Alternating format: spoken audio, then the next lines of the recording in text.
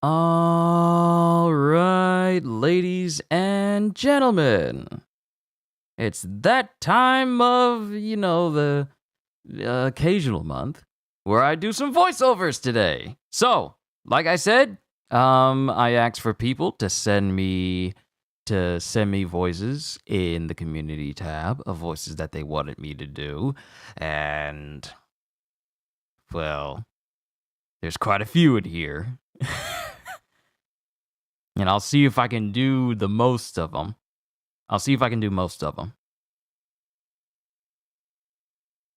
But good to see you, Robbie. Okay, so would love to hear my. Okay, so back a day ago, CJ put in some voices, and Muichiro Tokito puts in some voices as well. So CJ put in very specific voices that he wants me to hear and specific scenarios. And so for CJ, he said, I would love to hear your Quentin Quire Kid Omega from X-Men impression again, in addition to the whole wanna bet scene from the 86 Transformers movie. Vaguely remember that entire scene. Revan from the various Star Wars media. David Xanatos interacting with Ozymandias from Watchmen. Cyborg from Teen Titan and Justice League. Metron, the Monitor, and Despereaux. Heihachi and Garp discussing about their kids, grandkids, and overall parenting styles and possibly arguing. Rick Jones, Incredible Hulk and Marvel, meets Jimmy Olsen and converse about their various experiences and the times that they had powers. Yeah, I bet you expected me to write out entire written scenarios for these characters. I'll probably just make it up as I go along, but these are very detailed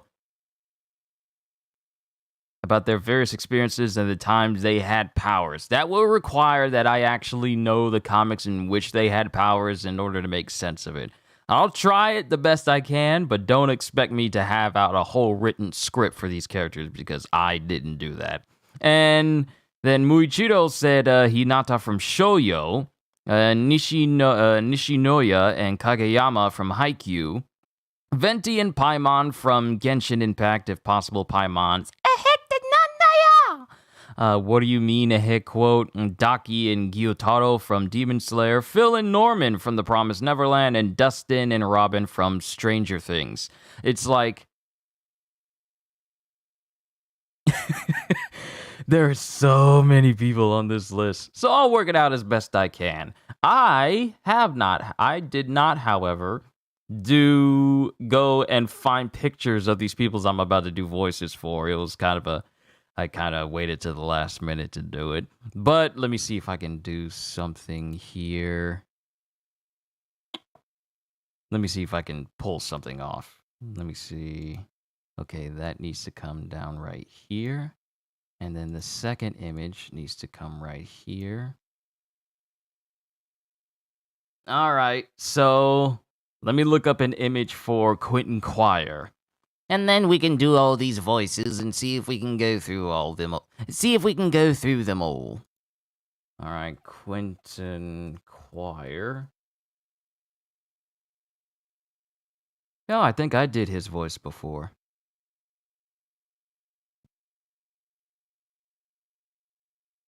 Yeah, I think I did Kid Omega's voice already. I don't think I saved a picture, though.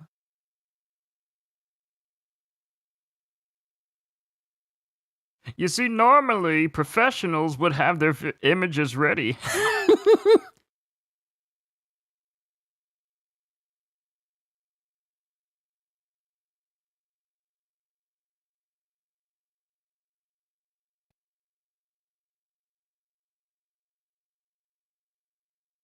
It won't allow me to go to that one specific link because it says, oh, something wrong.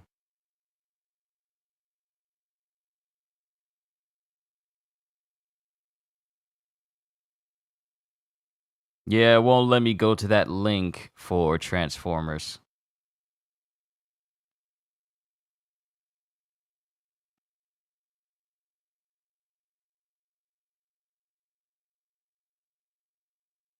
Okay, so let me see if I can pull up Quentin Quire. Monsieur Quentin Quire, unser Iskidolmega. And now, let us find some quotes for Zikidolmega. See if we get some lines down for Zikidolmega. I promise this, you're working on it. I'm sure you already are a professional. You're too kind, CJ. Alright, let us make our way down to the Quentin Quire.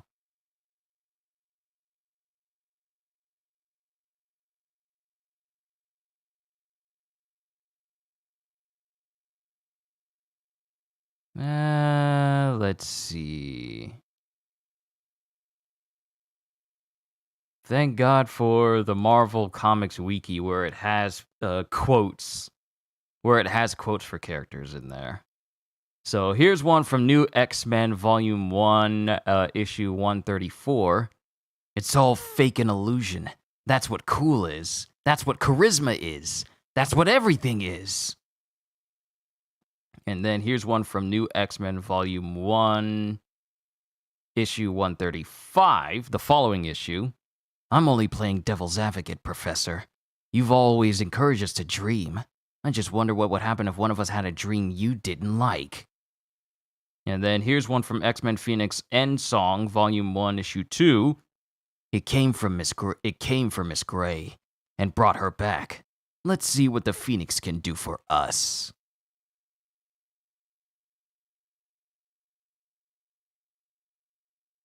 And then here's one from X-Men Schism, Volume 1, Issue 1. Stay tuned to your screens, my mutant brothers and sisters. For those of you out there who dare still doubt the hate and fear the humans harbor for us, it's time you tune in. Just tune in, and pull your head out of your behind, and just watch what happens next. And then Wolverine and the X-Men, Alpha and Omega, Volume 1, Issue 1. It's working. I'm totally owning your mind, Wolverine. You're 100% my... Ooh, no, I cannot say that. Why would you say that? Why would you say that to Wolverine? Why would you say that to the man with indestructible metal claws in his hands? Why would you say this to him?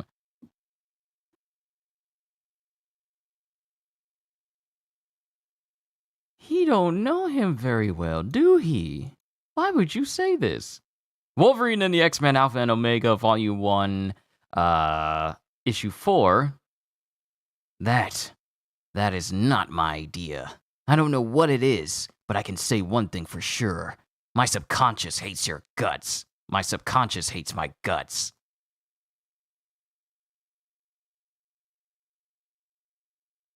And then here's one from Infinity the Hunt, Volume 1, Issue 4.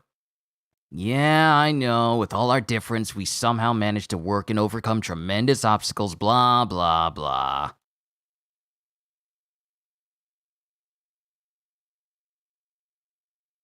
Actually, how old is this guy? I might need to deepen his voice just a little bit. Yeah, I know, with all our difference, we somehow managed to work and overcome tremendous obstacles, blah, blah, blah.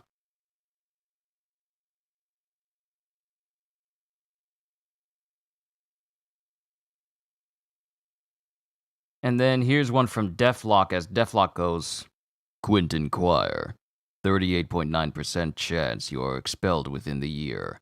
67.3% chance you first burn this entire school to the ground. And then Quentin says, sounds about right to me.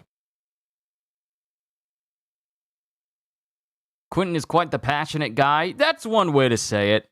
That's one way to put it. He's passionate about using colorful language.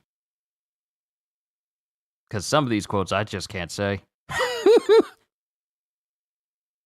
But those are pretty much all of Quentin's quotes. And now, let's see if I can find that wanna bet scene from Transformers. Oh,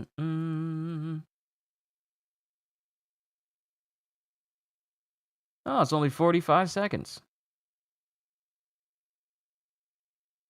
All right, let me listen to it real quick. And then let me see if I can get the voices ready.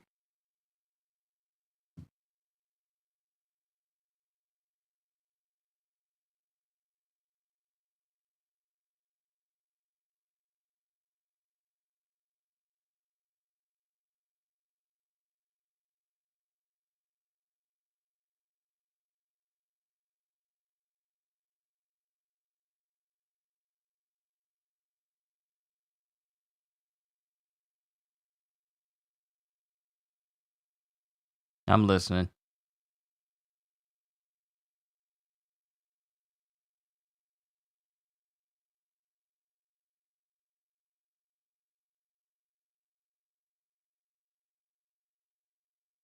Oh, that's that scene.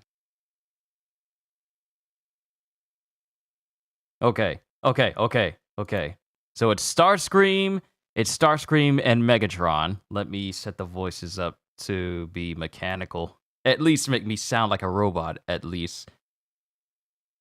I might even need to make a new Cybertronian voice in my voice mod software here. Might as well do it live. I got nothing but time today. The freedom to do this full time. I don't have to compromise. I'm sorry. It's just that I love doing this. I really do. The freedom, and I don't feel like, well, I can only go for a couple of hours because I got a shift later and I can't enjoy it the way I want to. I don't have to say those words anymore.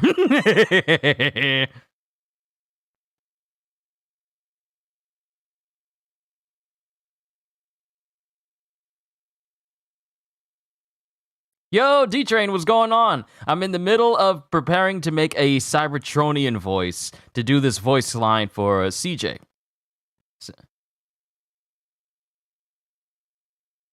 So, let's see here. Okay. Oh, Megatron! How it pains me to do this! Wait, I still function. Wanna bet?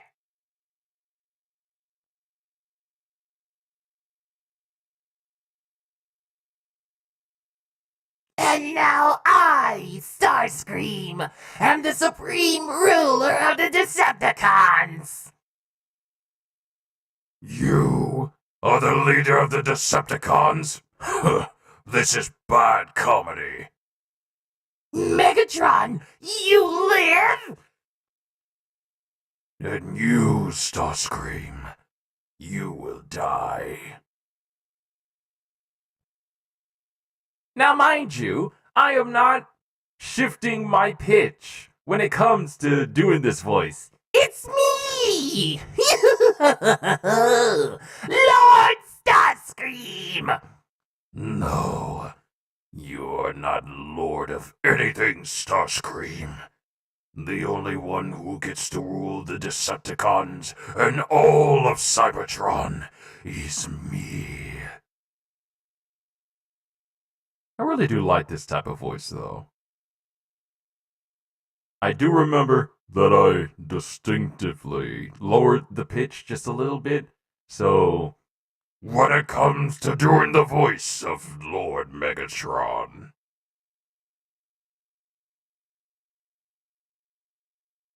I kind of just had to deepen it just a little bit. Can you imagine if if they got Megatron to do the Orson Welles wine commercial? The French. Champagne is celebrated for its excellence.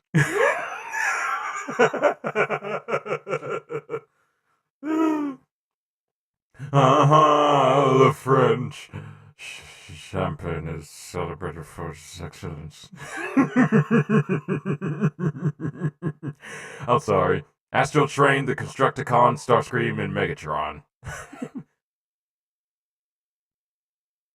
Okay, so let me do this. Let me edit this voice so it can sound.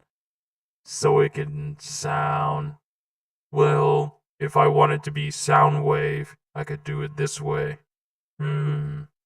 Interesting. And I would just need to lower my pitch.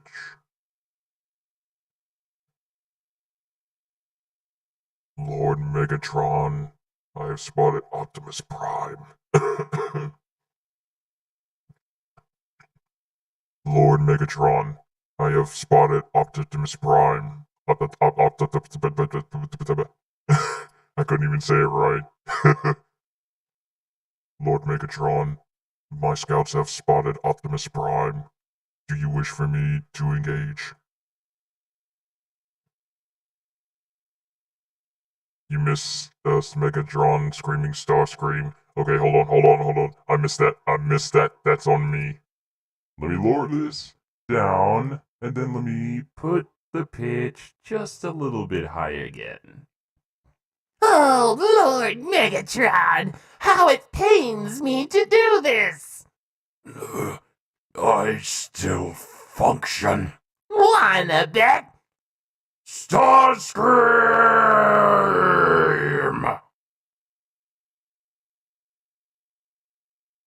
Hopefully I got that line good for you. Alright, so let me do this. I forgot to put up an image of Starscream talking to Megatron.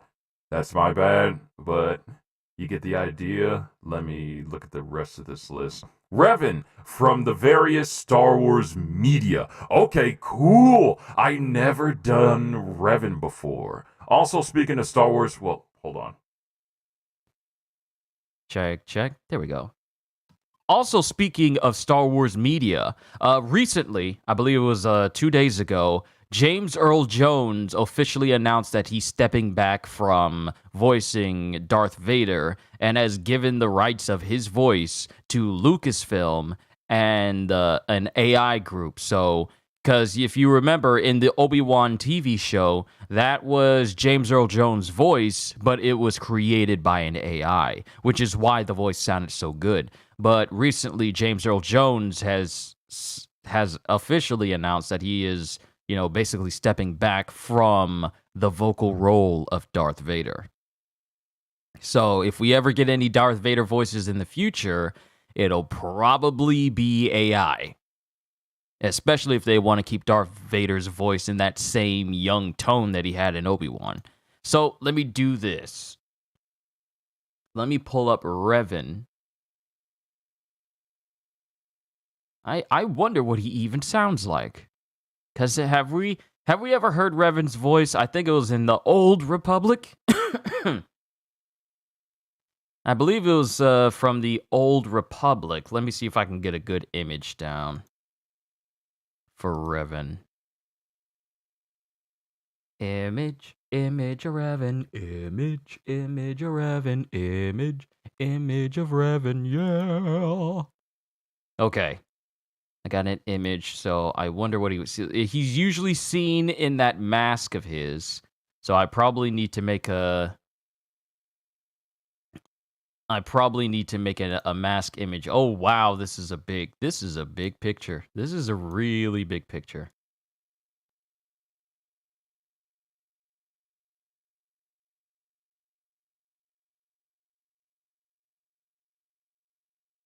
Okay, Revan's up next. So let's see if we can find some Revan quotes. And then see if I can make a voice that sounds close enough to what Revan would possibly say. Okay. Ooh, I got quite a few lines. There's so many lines here. So now we need to make a brand new Darth Revan voice. So we're going to do it live. As soon as my voice mod system catches up and brings me back to the voice lab. So we'll make a Revan voice.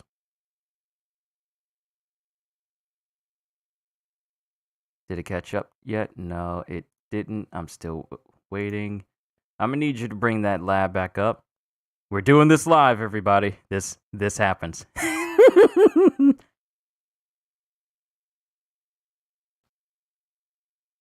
All right.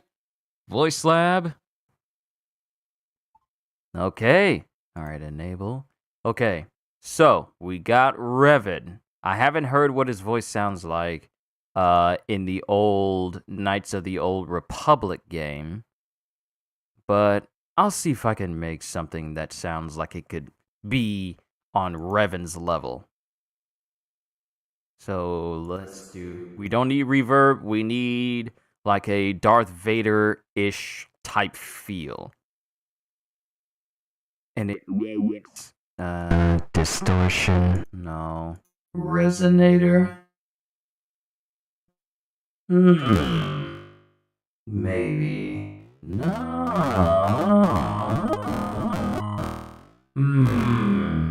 No. Too much? Maybe. Oh, wait. Ah! Okay, now we need to lower the pitch a little bit. The feedback needs to be right there. Because I'm in a mask. Then we just lower the pitch a little. Need to go back to Resonator. Back to Resonator. Right here. Okay, good. Okay, and equalizer. High frequency, gain high. Then go to power. No, not power. There was one that gave me a massive amount of bass. I need to find that one. That's not it. Stereo. Let's see here.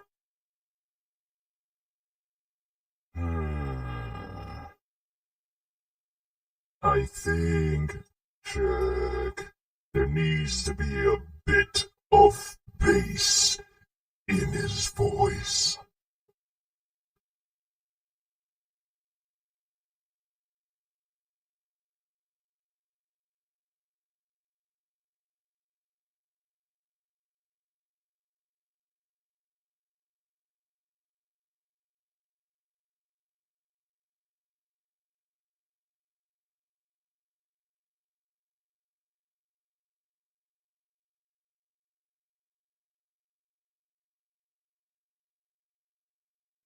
Alright, sorry about being quiet there. Had to get that phlegm out.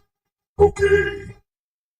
I'm still working on... Oh wait, that feedback is way too high. Feedback. Okay. Alright, this sounds pretty good. What do you think? What does everyone think so far? How does this voice for Revan appear? Or does it need to be deeper?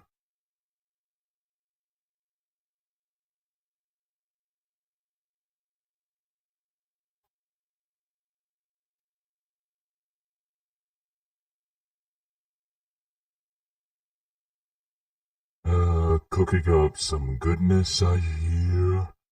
Does it sound good so far? Does he need an accent or something? No, he doesn't need a chorus. He doesn't need a flanger. A tad deeper? Very well. How does this sound? Is that better for you? Ooh, this sounds good to me. So, here's the deal. Resonator, decrease the time. Ah, yes. This sounds good. This sounds very good. Okay, no feedback. Almost got it down pat. You're on the right track. So, here's the thing. I want to bring up... I don't want tremolo. There was one setting on here that made it so that there was a lot more bottom in the voice. It wasn't power pitch. It wasn't vocal tone. It wasn't delay. Vocoder? No. Distortion? No. Reverb? I am Darth Revan. No, that's not it either. Chorus. High pass. Low pass. I feel low frequency. Okay, there it is. There it is.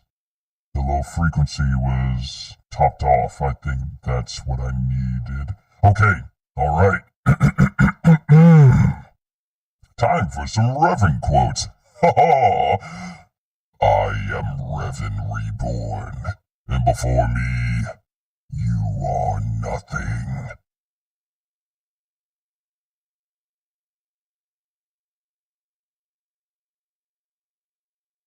Wait a minute. These are just quotes from the Revan book, not specific Revan quotes. I was lied to.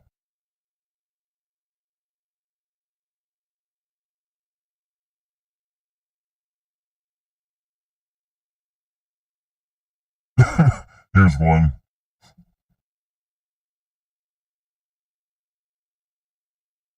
Okay, I have a whole list of what. Wait, this is Revan? Okay, so here's someone. Actually, let me do this. Let me save this to Revan.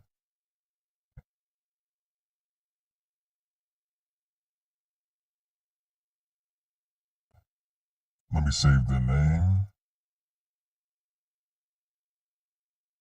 Okay. And then let me move this voice.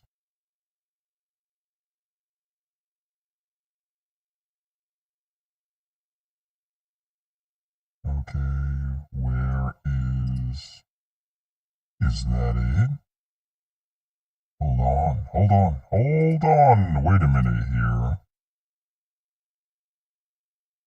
Okay, Revan, right there. And...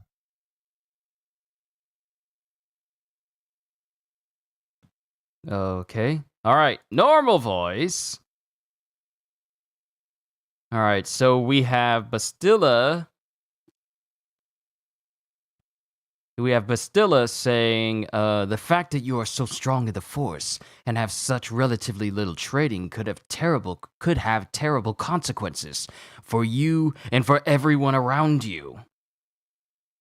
You could warn me when I do something bad. Blink once for dark side, twice for light. And then we have HK47 going. Actually, let me switch this around to be the trauma team voice.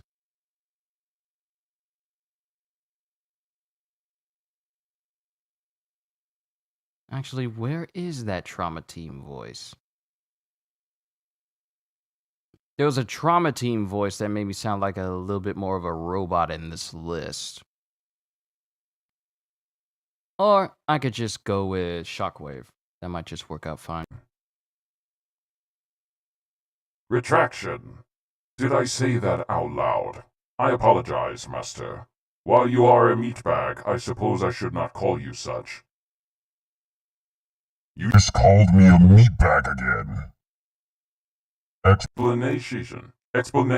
It's just that you have all these squishy parts, Master, and all that water.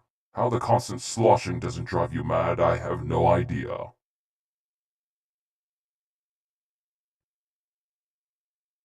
Then we have HK47 going. Query. Can I kill him now, Master? I would like ever so much to crush his neck, just a little. It is a long-time fantasy of mine. Maybe later. You hear that, meatbag? I will be back.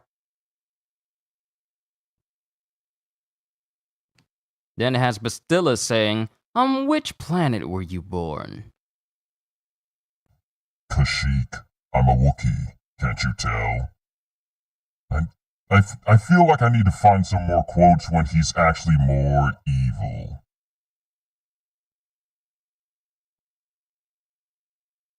When he was actually a Sith. Once more, the Sith will rule the galaxy, and we shall have peace. I'm trying to find these really good lines. Oh, here's one.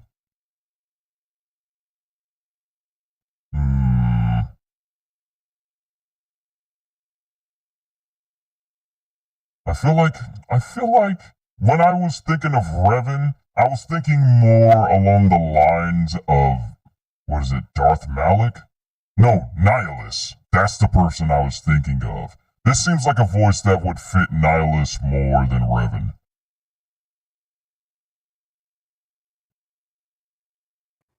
And I feel that this voice would be better for Revan due to the levity of how he behaves. Like this, for example. Jolie saying, "Look, everybody always figures the time they live in is the most epic, most important age to end all ages. But tyrants and heroes rise and fall, and historians sort out the pieces." Are you saying what we're doing isn't important?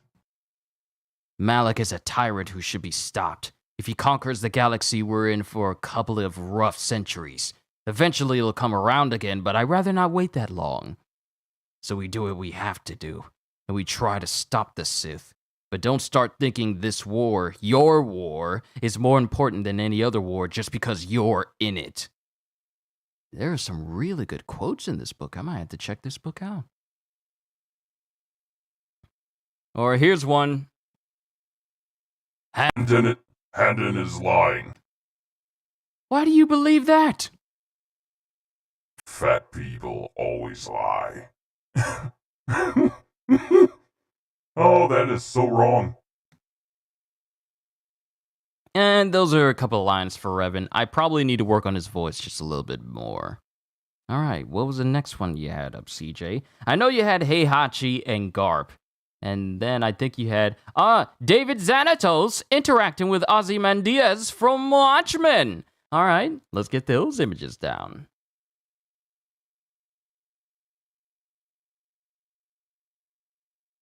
From Gargoyles.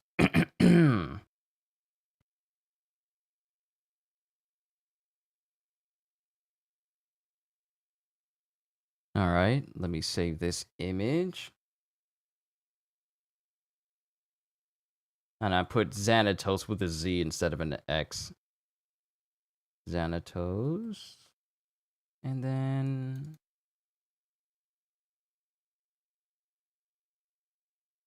Ozymandias from Watchmen.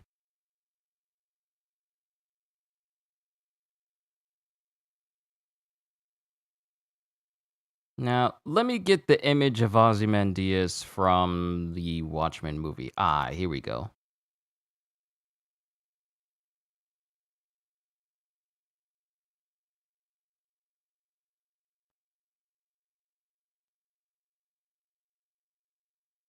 Okay. Can you do Master Oogway? Let me see if I can do it.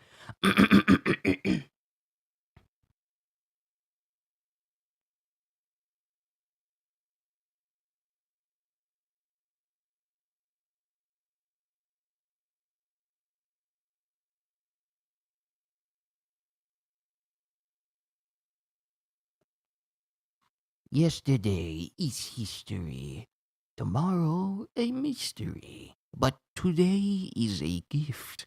That is why they call it the present. But I need to work on my old person voice just a little bit more.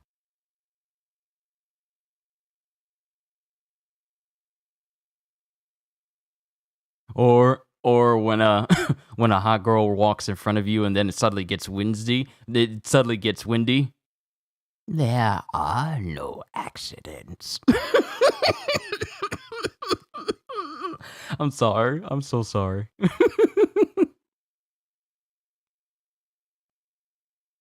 All right, let me pull up. Okay, let me get the image for Ozymandias. Ozymandias from Watchman, and then Xanatos from Gargoyle.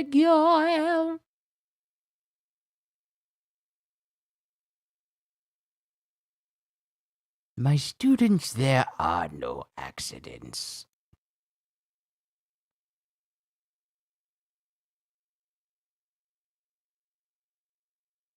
Okay, so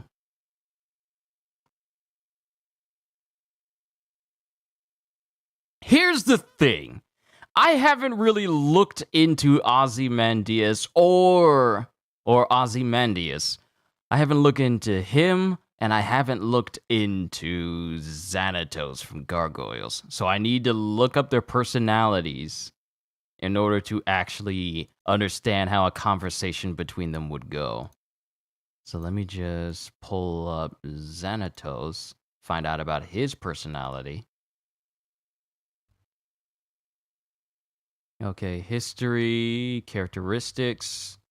Often intricate and Machiavellian, behavior is often ruthless and immoral, although his personality is softened later in the series by his affection for his wife and their son. He is obsessed with obtaining immortality for himself and his family. And then with Ozymandias, his personality...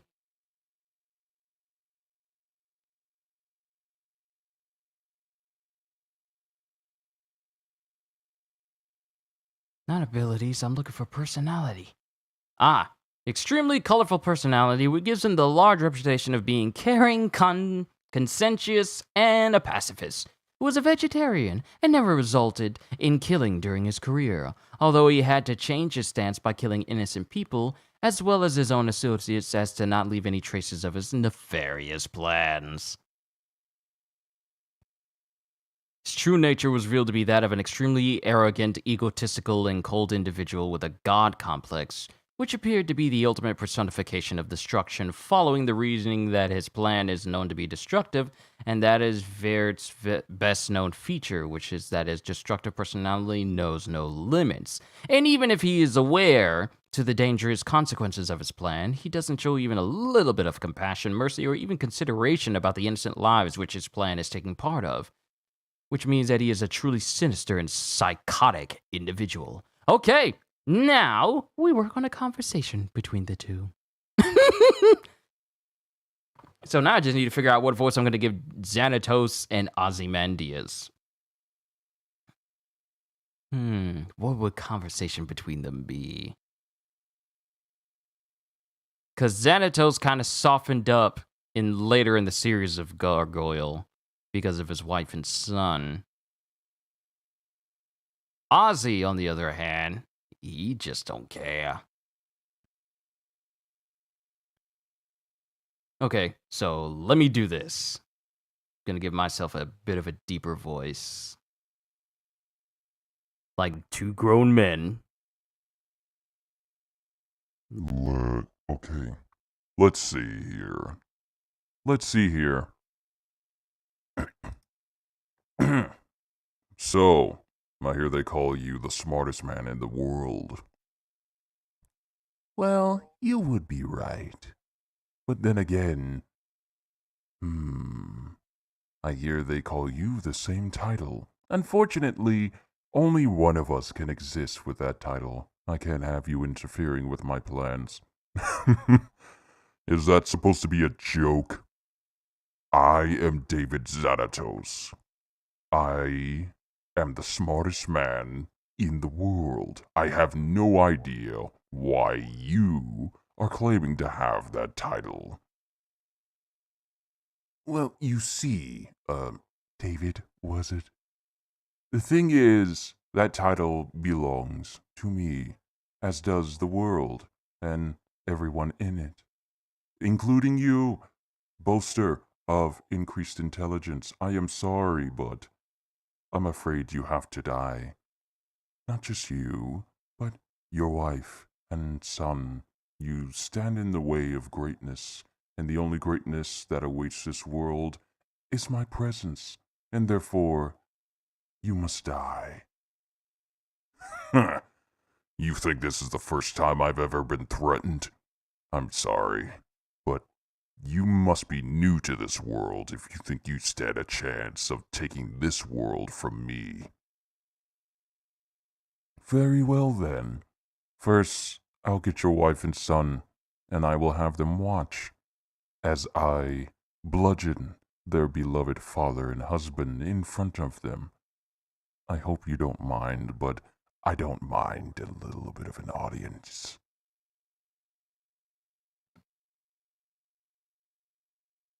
I honestly feel like a conversation between Mandius, Ozzy, and Xanatos probably wouldn't end well, due to the fact that they both think they're the smartest people on the planet, but one of them really doesn't care about innocent lives being tossed up in it.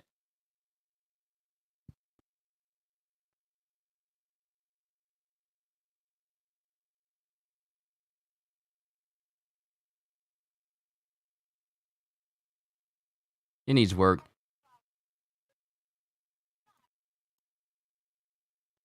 Jonathan Frakes from Star Trek, the New Generation voiced Xanatos originally. Is he the black dude?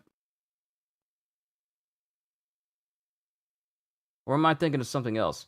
Oh no! No, that's who he is. You have to realize, CJ, that I'm not overly knowledgeable on all the actors who've been in Star Trek. So this dude, what is his name? Pike. Wait, is his name Pike? Riker, not Pike. Riker. He was Riker. How did I forget that? He was Riker. I had no idea. Well, I knew, but I didn't know his name.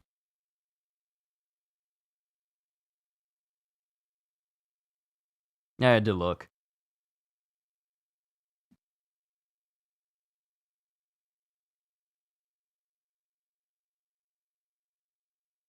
Okay. So that was just a little bit of conversation between David Xanatos interacting with Ozymandias from Watchmen. Ozymandias would probably be the more dangerous of the two due to his penchant for including innocent lives in his plans. So now, next up for CJ was Cyborg from Teen Titan and Justice League, Metron, the Monitor, and Despereaux. So let me look up. Let me just get the pictures of Cyborg. And I'll probably just get some lines from Injustice and use it then. I will not be using the images of Cyborg from the Zack Snyder film because, I mean, no. So I'll just use his classic look. Then we look up Metron, the Monitor, and Despereaux.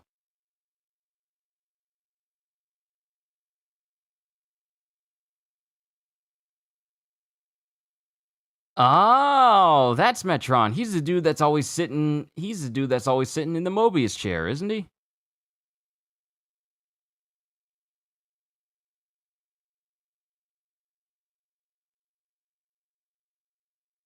Yeah, he's the dude that's always sitting in the Mobius chair. Okay, all right. So I got his picture. Now I need to get the Monitor, and then Despereaux. I need a clear photo, however.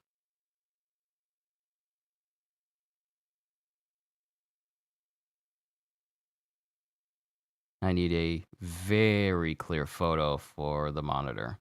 A good one. Definitely not the one from the CW show. Let me see. Monitor.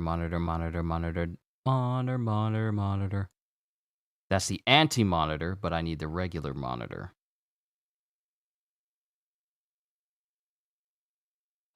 Why won't you just give me a regular photo of the dude that isn't from 1945?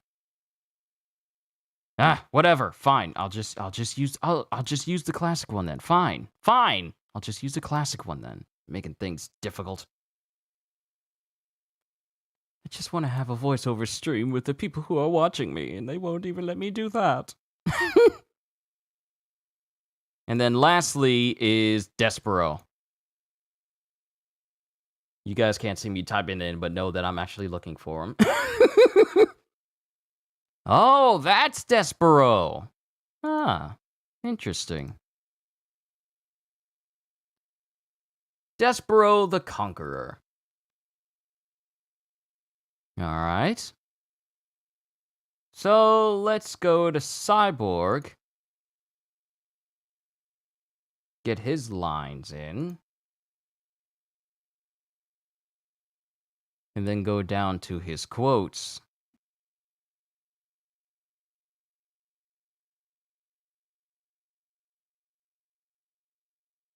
Oh, come on. You won't give me quotes?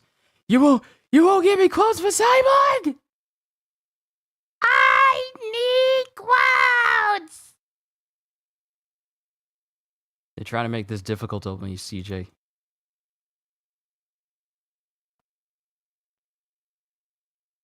Much better. Thank you, Wiki. Okay, this has been fun so far. Yeah, I know I'm flip-flopping through the images, but I want to make sure I cover everyone. All right, so let's get Cyborg in there first.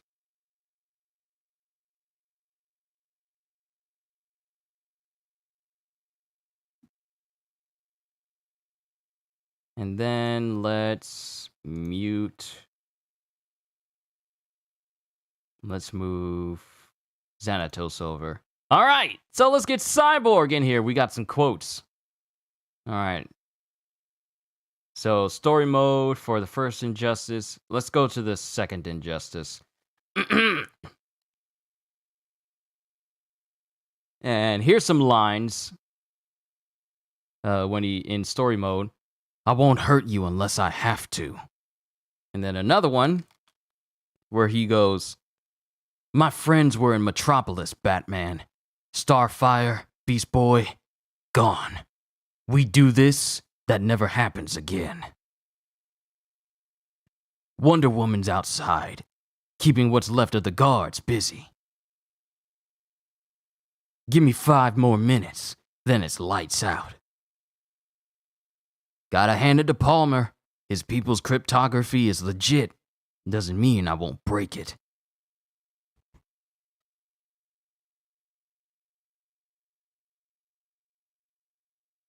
Amateur hour's over, rookies.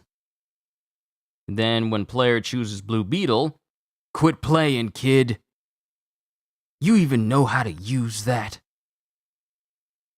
When player chooses Firestorm, QB. That was a long time ago. Let me see if we can find some longer lines. Brainiac collects the rest and discards the rest. Black Canary and Arrow? Definitely not the best. And then here's some match intro dialogue to Flash and Robin.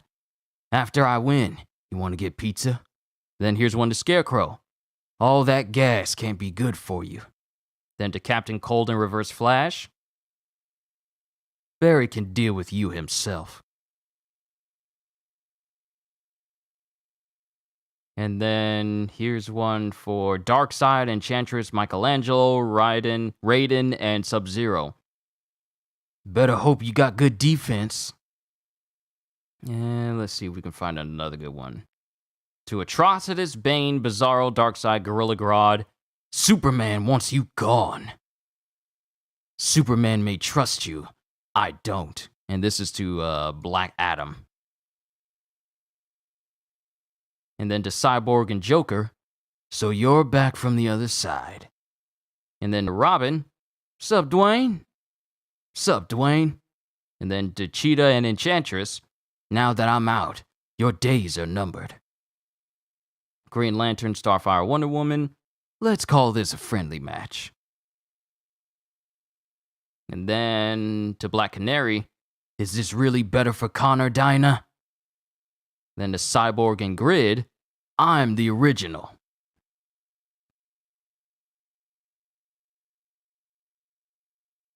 And then, of course, you got the classic, Booyah! But, of course, that comes from, like, the classic Teen Titans show. Alright, who else was on the list next? Metron. Metron was next.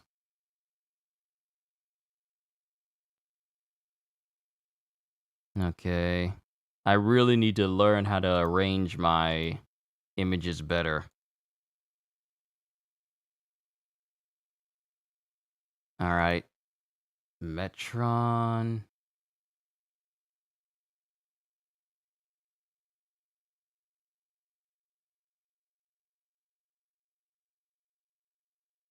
And let me look up some quotes for him. Okay, so Prime Earth. And this is Metron. And this is Metron on Prime Earth. If you seek this path, if you seek to once again undo all of reality, I have foreseen the wrath of Darkseid will fall. I have foreseen the wrath of Darkseid will fall upon you.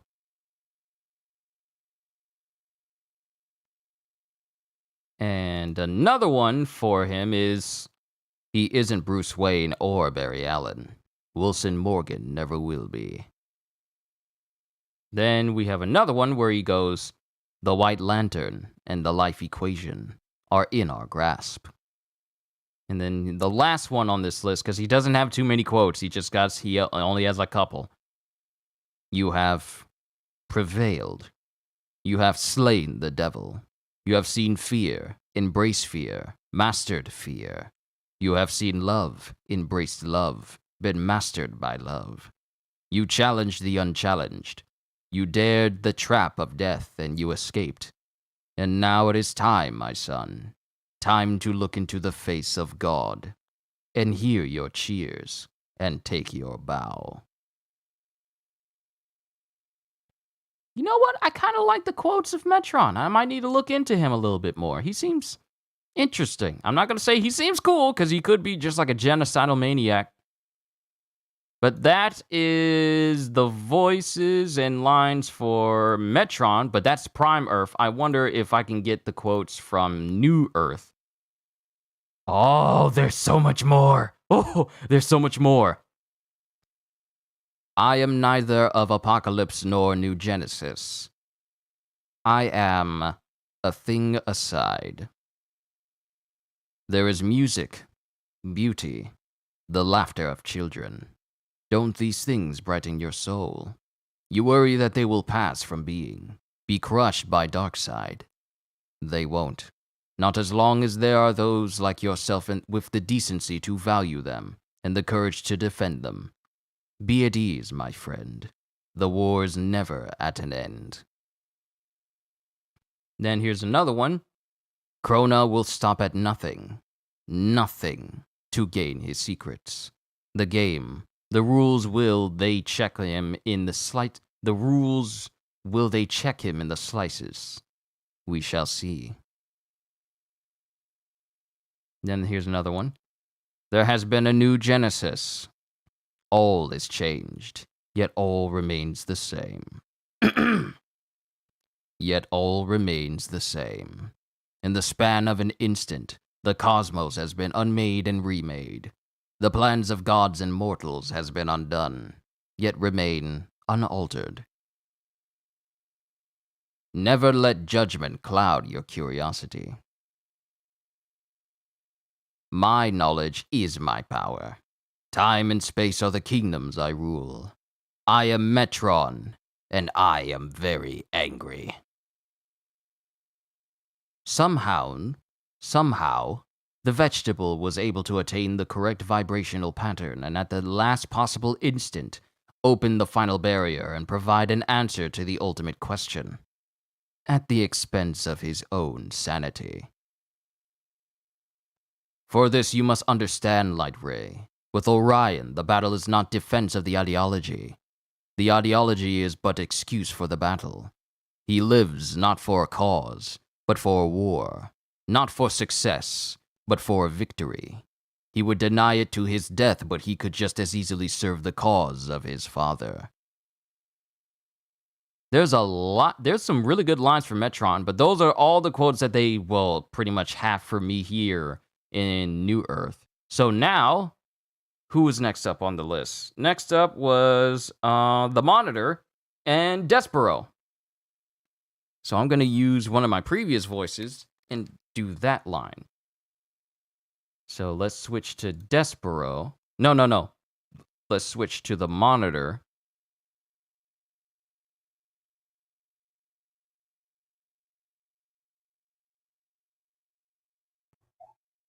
And let's see. No, this isn't right. It needs to be deeper. This might be good. I'll use the voice I did for supposedly Revan, but this might be better. Alright, so let's do some quotes for the Monitor.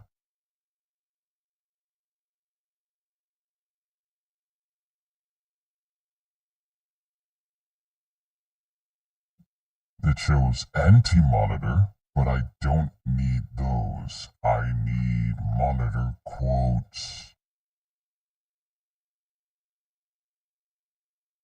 Why can't this just give me what I want? I just want the Monitor, not the anti-Monitor. They make it so difficult, CJ.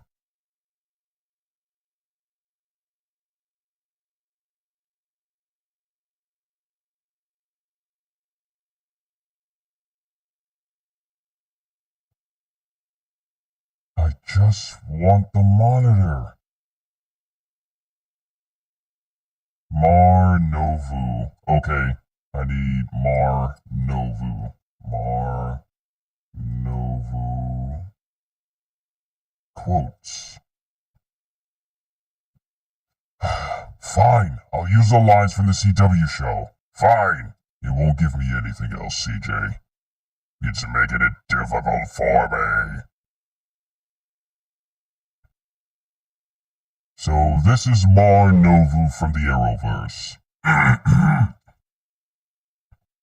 There is a malevolent force at work, one driven by a singular goal, the destruction of all there is. I have planned. There are those who say I have schemed, but the time for preparation has passed. The crisis is now upon us all. And then here's another one. I have only descriptions for the other two paragons. One is of a second Kryptonian, who is said to have suffered a greater loss than most mortal men can endure. Today he stands as a paragon of truth. The paragon of courage is known only as the Bat of the Future. Good God, this show was horrible. Because they were trying to make Kate Kane's Batwoman the paragon of courage. And they really just dragged Kevin Conroy through the mud with him being a psychopathic Batman. Such a waste. What a regrettable waste. Continuing. Chaos, the constant enemy of life, kept at bay by champions from across the multiverse, joining forces to fight on behalf of all creation. They found each other just in time, because now the entire multiverse is about to come under attack. There is a malevolent force at work, one driven by a singular goal, the destruction of all there is. I have planned. There are those who say I have schemed, but the time for preparation has passed. The crisis is now upon us all. In order for billions to survive this coming crisis, the Flash must die. And that's pretty much all the voices for the Monitor. So what I am going to do... What I'm going to do...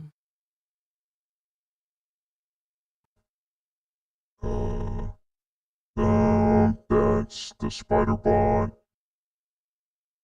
Here's the Revan voice. Okay, good. So now let me switch to my Devil Trigger voice. And now we move on to Despereaux.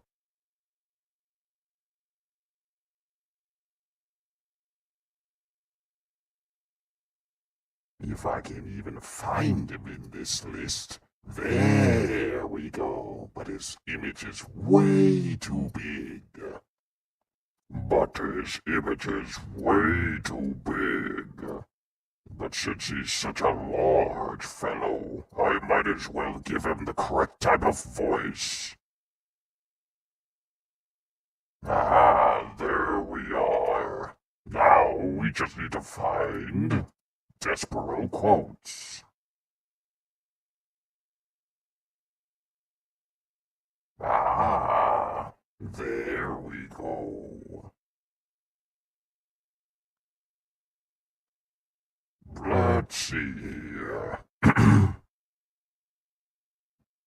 Here's one. I'm going to have Batman do things to you that he never even knew he was capable of. There is nowhere to run, Justice League. The hate of Despereaux moves slowly, but it moves unstoppably. Unstoppably. Wow, look at me, just butchering the English language like that. Let me do that again. There's nowhere to run, Justice League. The hate of Despereaux moves slowly, but it moves unstoppably. Something's wrong here. Some kind of trickery. It may be my Clanonorian intuition, but I've the strange notion that I'm not fighting the real Justice League. The league that helped banish me to the prison planet of Takron Galtos is no more.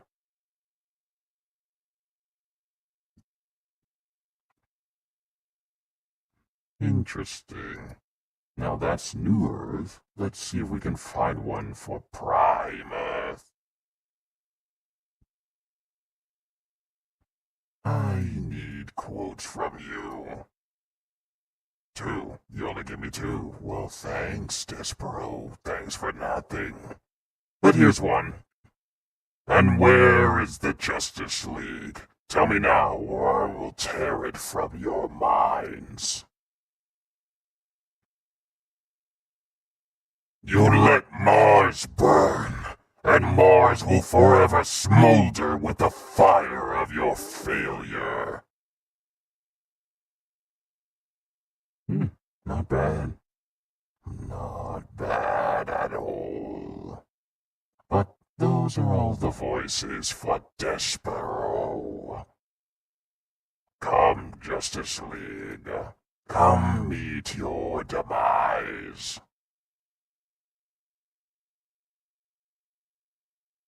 Alright, onwards to the next voice. I believe the next one was Heihachi and Garp discussing parenting.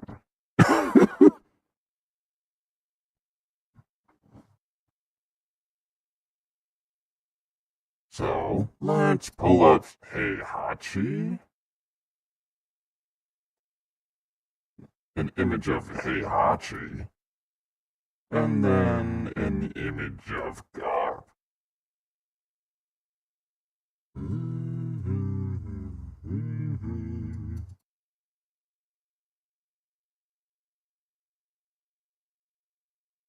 Monkey D.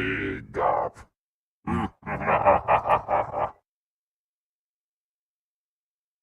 Good lord, I miss playing as Garp in the Pirate Warriors games. Like he had this. Actually, hold on. Like Garp had this one move in the game where all he had to do, wow, you're on fire so far. Well, thank you, CJ. Just let me know if I need to fine-tune some of these voices so that they can sound even better. But one of the things I liked about playing as Garp in the last One Piece game in Pirate Warriors 3 was the fact that one of his main combo, it ends with him just punching people, but you can hold the button down on the last combo to make him just swing his arm around to unleash a super powered punch.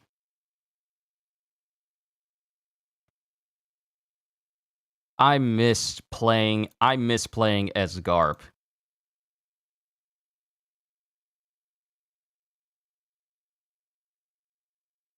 All right, let's switch this to Garp.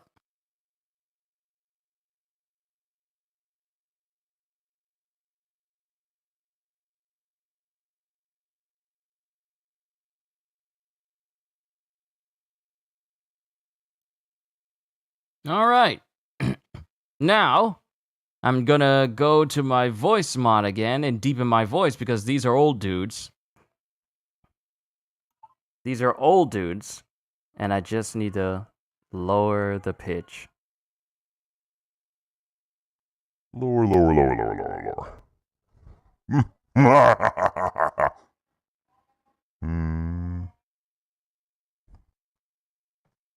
Ah, I hear you're the legendary Garp. Yep, that's me. This'll fit. This'll fit just fine. Maybe raise the voice just a little bit. Hey Peter, what are you doing over there, Peter? Okay, there we go. That seems about right.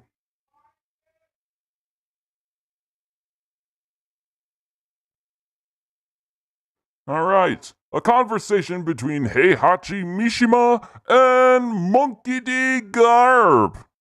So let's see, discussing about their kids, grandkids, and overall parenting style, and possibly arguing. Okay. Oh, so this is the legendary Monkey D. Garp I've heard so much about. And you're supposed to be Heihachi Mishima. Your legend precedes you. Oh, I thank you. I hear your fists are the strongest in all of the sea. And I hear your fists are strong too. What's that supposed to mean? Well, I hear that you're the strongest fighter, but I haven't heard you do anything overall impressive. I'll have you know that the Mishima bloodline has been seen as the strongest in all of Japan. Well, that's Japan, but when's the last time you destroyed a mountain? Excuse me? A mountain. When's the last time you done that? I have not done anything like that. I don't know why his accent suddenly changed all of a sudden. My bad. Well, we Mishimas are the strongest, so you don't need to worry about us destroying mountains. Nah, man. Honestly, if you can't destroy a mountain, I don't know if I could take your strength seriously. That's not what we came here to discuss. We came here to discuss your son. Oh, we're gonna go there, huh? I'd rather not talk about him. No, you're going to talk about him. Because I want to know how you, the hero of the Marines, managed to have a son who is seen as the world's most dangerous man, wanted by the world government, threat to all celestial dragons. What did you do to make him go down that path? Well, what do you want me to say? That I told him Santa Claus wasn't real? Sorry, but Hey, I'm not here to boss around my kids. I'm not here to tell them what to do. It's up to them. I just kind of deal with the fallout. That's pretty much it. Have you tried punching your children? Yes. Lots of times. I mean, they don't call me Garp the Fist for nothing.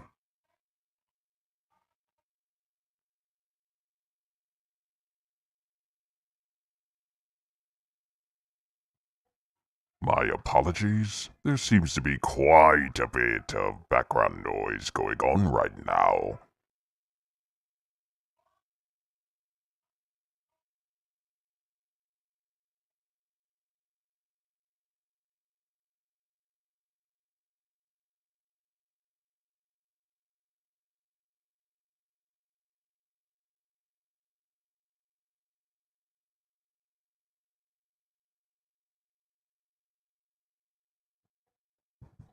But back to our conversation, Monkey D. Garp. I hear your grandson is causing quite a stir. Hey. No talking about my grandson. You leave him alone. Fine. I won't say anything about your rambunctious world government defending little monkey of a grandson. You see, if it were me, I would have dropped him into a volcano already. Oh yeah? And how did that work out for you? Didn't your son come back as some sort of devil, and then proceeded to destroy your entire organization? Well, I wouldn't say destroy, but he did throw a wrench in my plans from time to time. Uh-huh.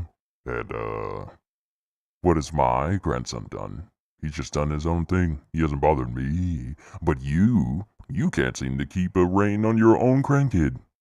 Isn't your grandson Chin? Isn't he technically stronger than you now? I don't want to talk about it. Oh, fine. Rice cracker.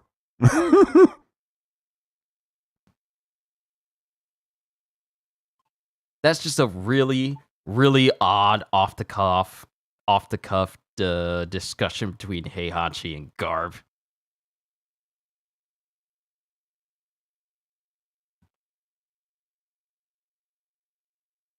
Because I feel they probably wouldn't want to talk about their own kids due to their own kids causing such turmoil in the world that they live in.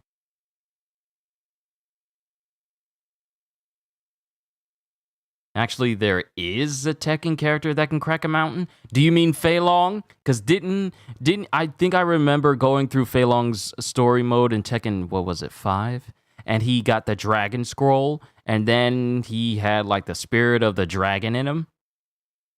And then in his ending, it showed him fighting, and then it showed his eyes turning into like serpentine colors, and then he punched a mountain and cracked it. I think that's who you mean. Do you mean Fei Long? That might have been Fei Long. That was quite hilarious. It needs work. But I'm glad you enjoyed. Last on your list is Rick Jones. And meeting Jimmy Olsen and converse about their various experiences and the times that they had powers. Now, the thing is, I know about Rick Jones having powers, including the super weird body of Rick Jones during the Immortal Hulk run, but I don't know too much about Jimmy Olsen having powers. I don't know too much about that. So what I'm going to do is we're going to get Rick Jones, get his picture. Oh, I'm sorry, Internet. Richard Jones. His name is Richard. And then we'll get Jimmy Olsen.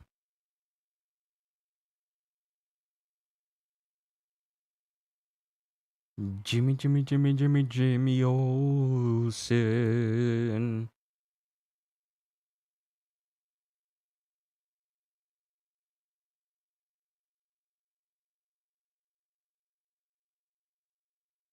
I can't wait for next week. I get to play God of War again. Okay, Jimmy Olsen, DC. And that might work. That might work. Yeah, this'll work. This'll work.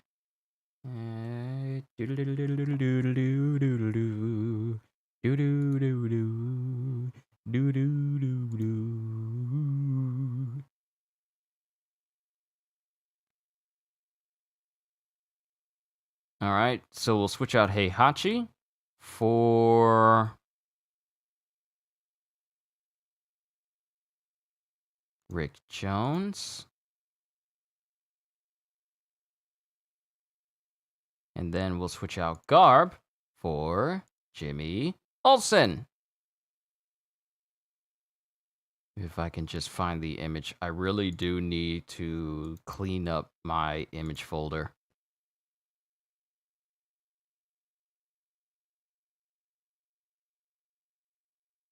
All right, there we go. Okay, let's see. Rick Jones meets Jimmy Olsen, converse about their various experiences and the times that they had powers. And begin!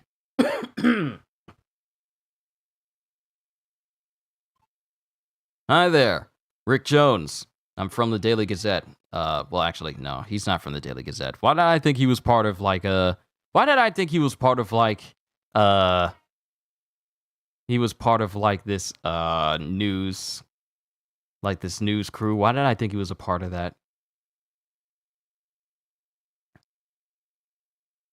And I'm looking here for the time he got powers, and apparently he got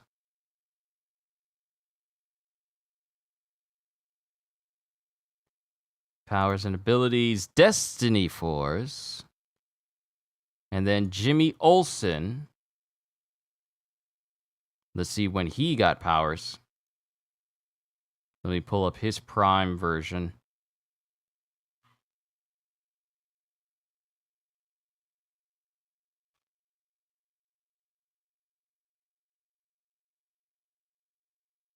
That must have been during the New Earth timeline, because it doesn't show that he had any powers in the Prime Earth.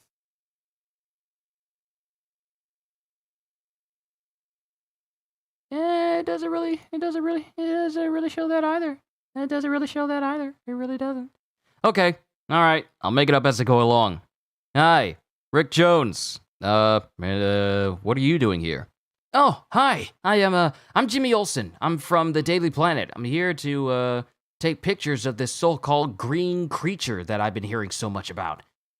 You mean the Hulk? Yeah, the Hulk. Wait. You know what it is? Do you know him? I can't really say. Dude, seriously, let me, please, if you know where he is, or maybe where I can find him, that'd be great. I kind of need these photos for our next edition. That and apparently Superman is trying to look for him too. Superman? Who's that? Wait, what? You don't know who Superman is? I wouldn't be asking you if I kind of didn't know who he was. Oh, wow. They must not have any papers from your town. Okay, so here's the deal. Superman is the Man of Steel. Okay. You want to give me just a little bit more than a title? Oh, okay. Let me explain.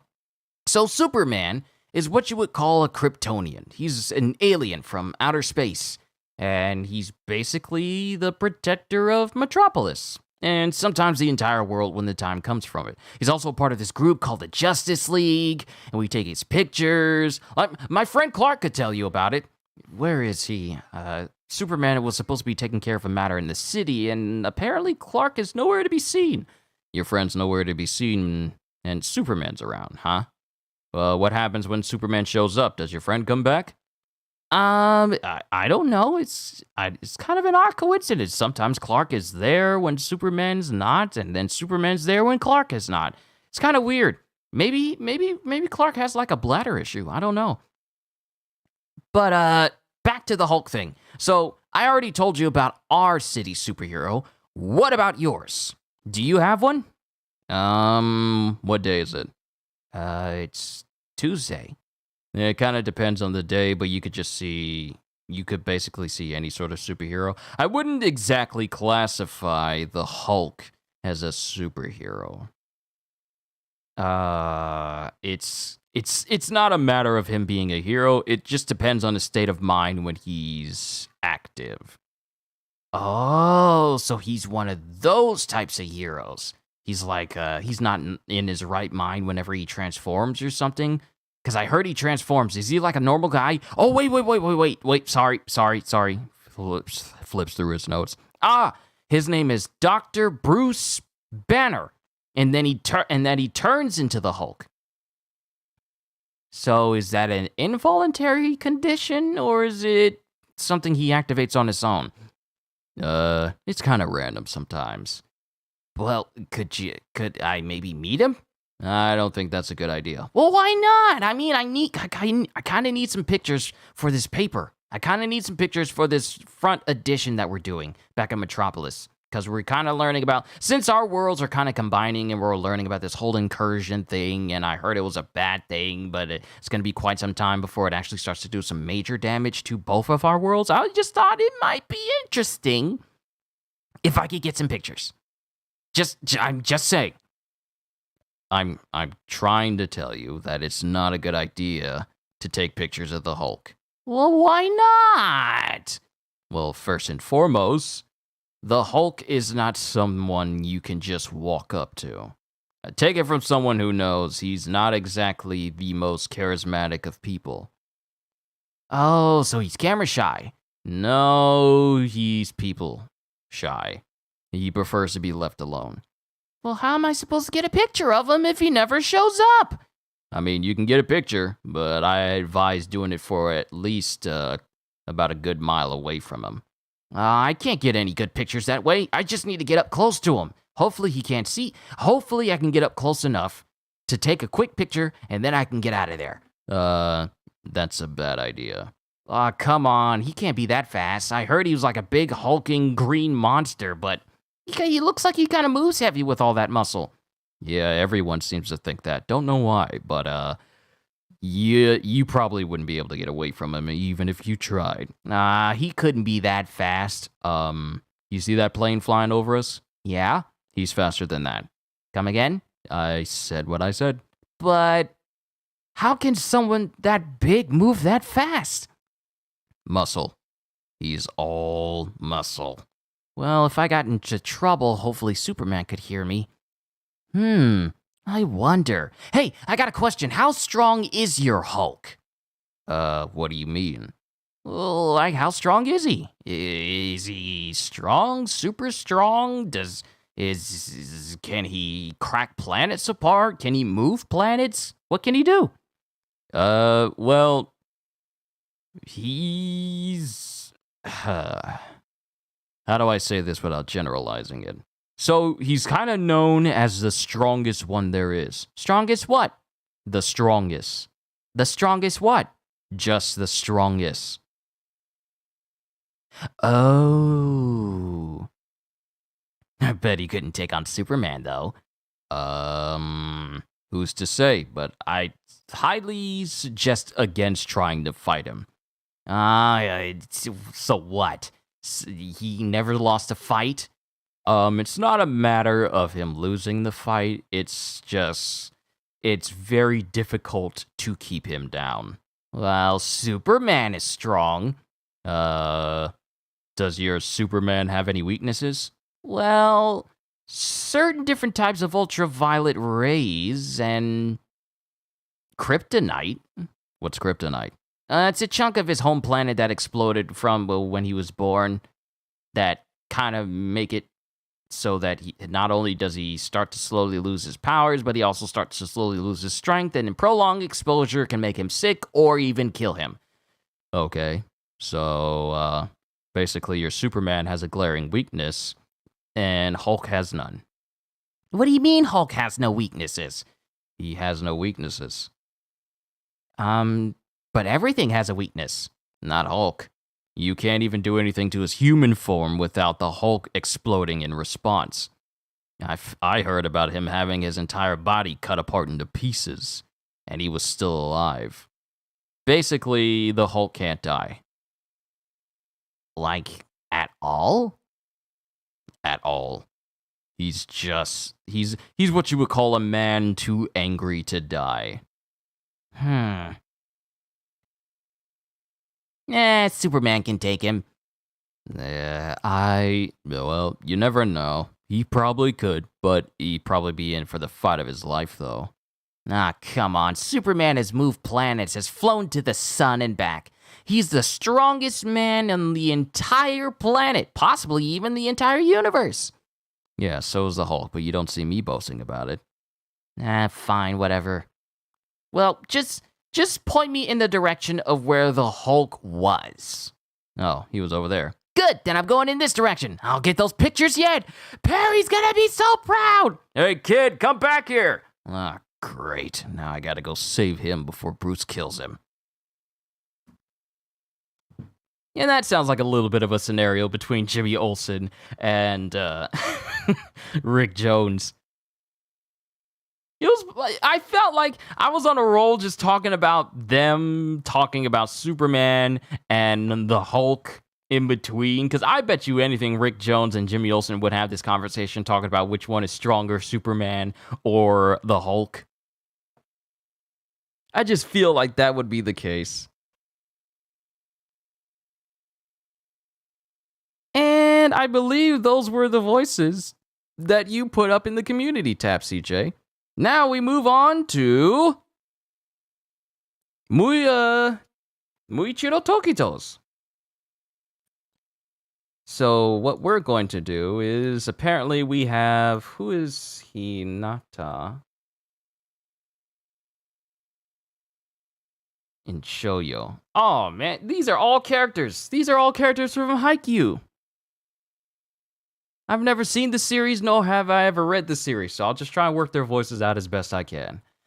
Okay, Shoyo Hinata, Nishinoya and Kageyama from Haikyuu, Venti and Paimon from Genshin Impact, Taki and Gyutaro from Demon Slayer, Phil and Norman from The Promised Neverland, and Dustin and Robin from Stranger Things.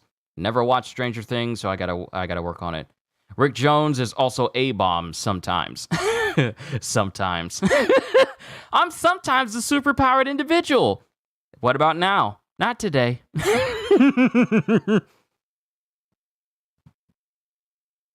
All right, so let me just pull up I didn't even get the images for Shoyo. Okay, so Shoyo, Hinata, so I need to get Hinata, Nishinoya, and Kageyama.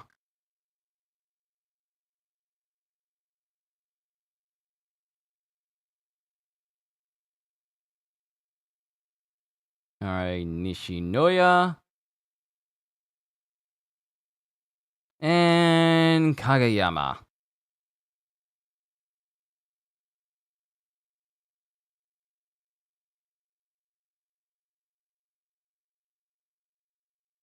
All right, let me just get their images.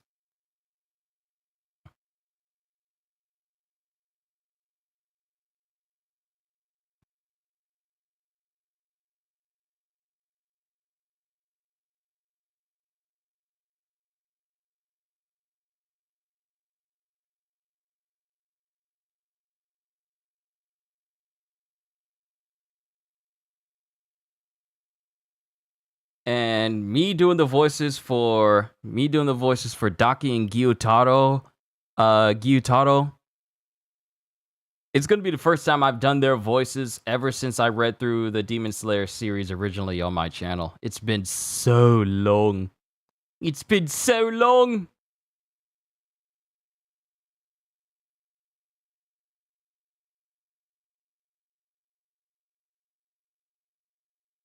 Dang it, almost put it the wrong way. All right. So, first off, let's get Hinata in here. And let's do his voice. Where's the picture for Hinata? Thank you. Thank you. Okay, so letting you know, I've never seen Haikyuu, and I've never heard the English dub voices, so the voices I do is just going to be off the cuff completely. All right, so let's go down to the quotes, and let's go this way. Actually, let me look at his personality. That'll help me figure out how to properly voice him. Background. Personality. Cheerful and energetic. Alright, so what about Kageyama? Sullen, perpetually sullen, arrogant, and undeniably short-tempered. Okay. And what about Nishinoya? Nishinoya! Energetic and temperamental person. Boisterous nature and crazy shenanigans can attract unwanted attention quite easily. Okay, I got a brief understanding about their personalities. So let's go with Hinata! And let's just move down to his quotes. This is a very long webpage. Before my eyes, it blocks my path. A high, high wall. What sort of scene is on the other side? What sort of scene is on that other side? What will I be able to see there? The view from the top. A scenery that I will never see on my own. But if I'm not alone, then I might be able to see it. And then this is to Kageyama. He goes, you can't assume we'll lose. As long as we don't give up, the six of us can finally play volleyball on the court. The first game, second game, we'll win and keep winning. We're going to give it our all. And then this is to Izumi and Koji. It doesn't matter if they're strong or weak. The bottom line is whether we win or lose. And if we lose, we're off the court for good. And then this is to Kageyama. If you're the king that rules the court, I'll have to defeat you, and I'll be the last one standing. And then this one is to Kageyama in the first chapter, as he goes, it's true I'm not very tall. However, I can fly!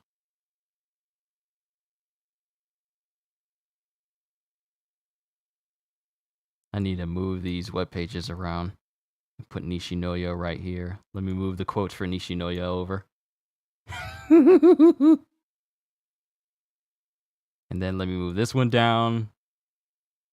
Yes, quite nice, quite nice. All right, good. All right, quotes are ready for the next one. It's painful.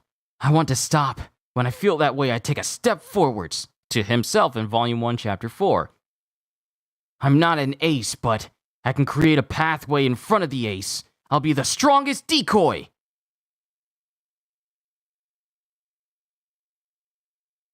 And then here's one to Kenma Kozume. Next time, we're going to make you play real hard and make you get really determined. But we're going to win. And then we're going to make you say it was really fun or it was a hard loss or we're going to get you next time. Something. Anything other than it was just okay. And then this one to Wakatoshi Ushijima. My name is Shoyo Hinata. I'm from the Barren Concrete. I'm going to thrash your team and go to nationals. And that's Hinata's voice. So let's move on to Nishinoya. Nishinoya!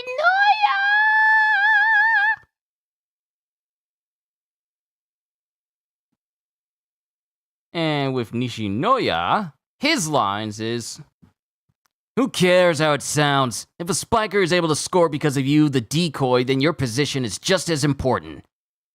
Then, to his underclassmen after he did his Rolling Thunder, Kageyama! Tsukishima! Yamaguchi, get over here! I've got an important lecture to give you, so crouch down. Now, no, wait, sit down. Get yourselves lower than my line of sight.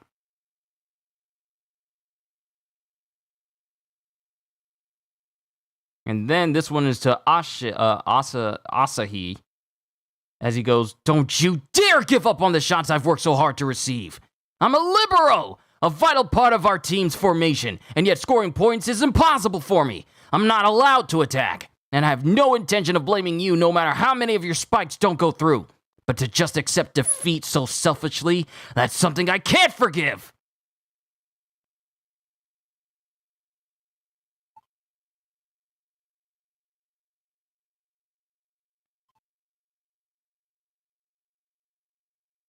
And then here's another one as he's talking to Asahi once again.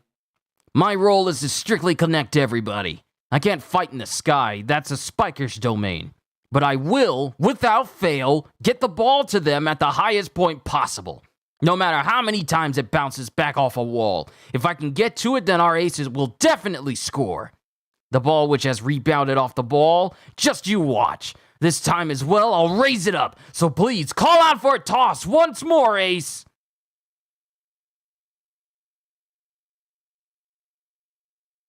And then to himself in Volume 3, Chapter 21, "My hand's thickness is about 2 centimeters.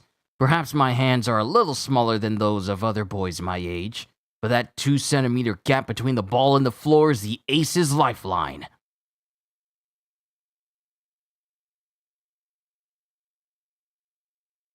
And then here's his one move, Rolling Thunder! And then Rolling Thunder! Again! And that's Nishinoya. Onwards to Tobio Kageyama.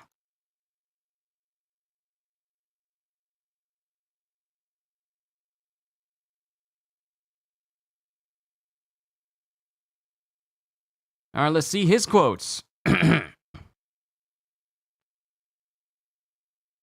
"In the first round and the second round, and the finals and all the way up to the nationals, I'm going to be the one who wins and gets to stay on the court."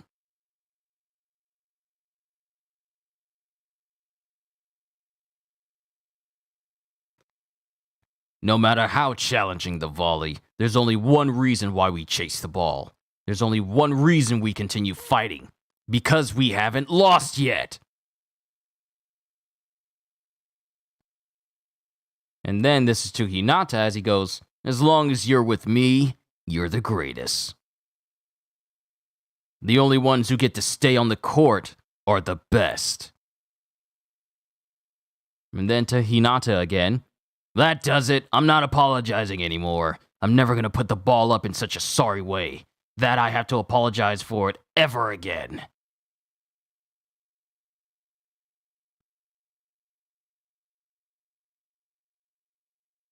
And then here's another one. "If Okawa-san is the best setter in the prefecture, I'm the one who's going to surpass him."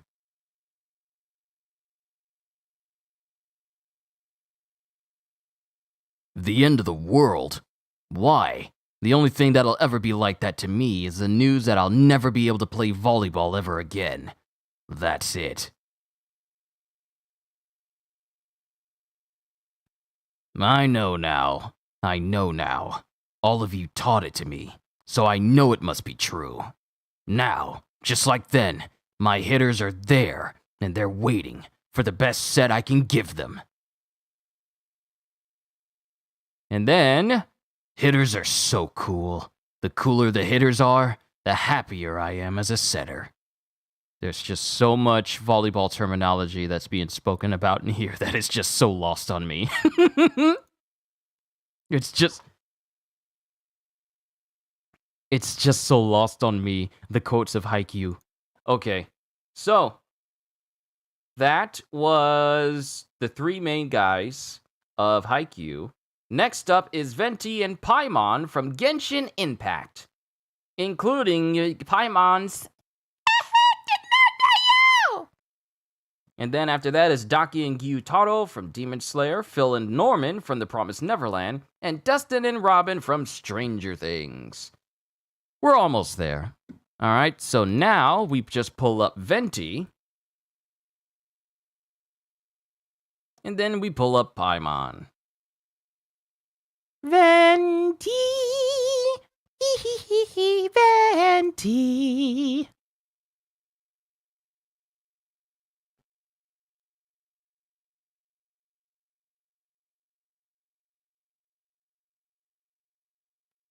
And then Paimon.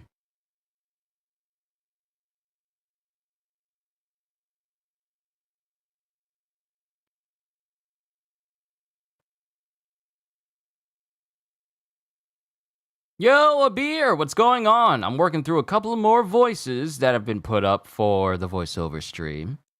Next up on the list, as requested by Muichiro, is Venti from Genshin Impact.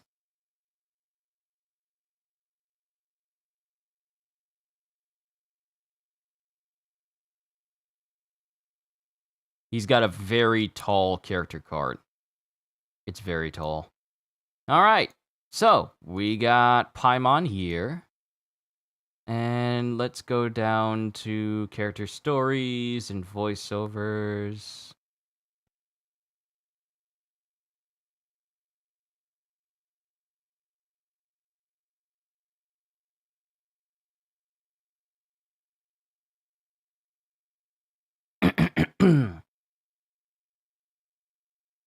Actually, it might be better if I go to media. Artwork, comics. I need voices. Companion. Haha! Dialogue!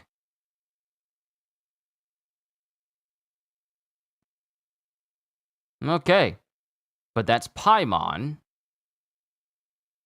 Let me pull up... Oh, Venti's right there. Awesome. Thank you! Thank you, Genshin Impact page. Voiceovers! Whenever I think of Venti, I think of the type of voice that Tails has in Sonic. So here's the hello from Venti. That was a refreshing sleep.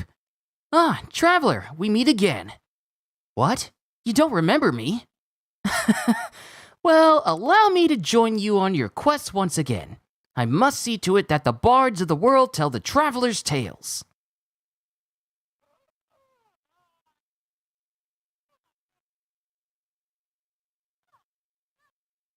Now, even though Venti has a much higher voice than me. Then here's Venti when he's chatting and playing the lyre. Sure, I'll play you another tune, but it'll cost you an apple. Then chat with Apple Cider. Right now, I wish I was sat at the top of a tree, looking out over a meadow, cider in hand. Then chat about ballads. Come on, Traveler, let's go! The world is full of lost ballads just waiting to be rediscovered. And then when it rains, let's go jumping in puddles and see who can make the biggest splash. After the rain, it stopped raining already? A shame. I wanted to play some more. When it snows, let's wait until the snow gets heavier and have a snowball fight. Actually, let me do this. I can go into my voice mod here and raise my... Oh, wait. Okay, power. My pitch is not moving. Okay, so pull my voice lab back up. And... Oh, okay. Cool! Awesome! Yeah! This sounds like a perfect voice for Venti. I think I got it down pat right now. Let's wait. Let's see. Right now I wish I was sat at the top of a tree, looking out over a meadow, cider in hand. Come on, Traveler, let's go! Come on, Traveler, let's go! The world is full of lost ballads just waiting to be rediscovered. Let's go jumping in puddles and see who can make the biggest splash. Then, good mornings.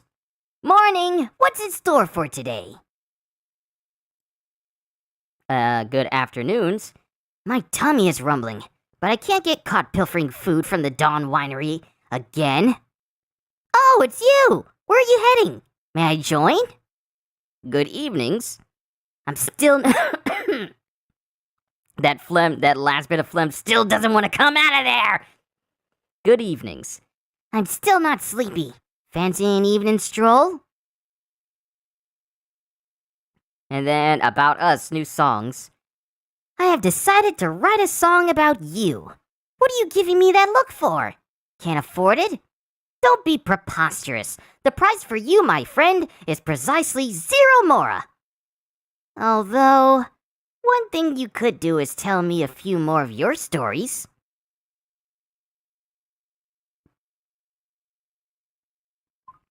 I think this is a good tone for Venti. Sounds good.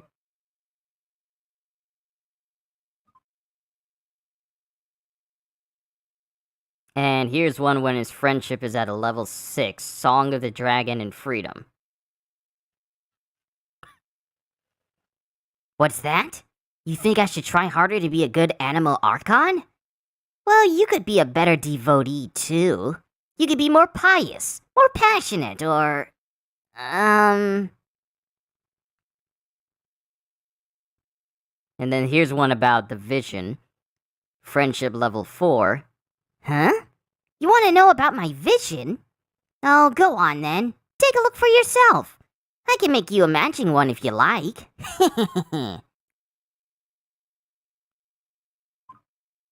You know what? I think I like this voice. Wow, can my mic pick up the echo? Wow, my mic can... Check. Yep, it can pick up the echo. I gotta turn this off. I can't listen to my voice at the same time as I'm speaking because then the voice will come through to the mic because I got the volume up kind of loud for me to listen for the playback. Something to share! Hola! That's how the Hilichurls say hello. Hola! That's how the Hilichurls say hello. Why? I learned it to aid with my songwriting, of course. Vast knowledge makes for a richer composition. That said, I haven't actually written any songs in Hilichurlian so far.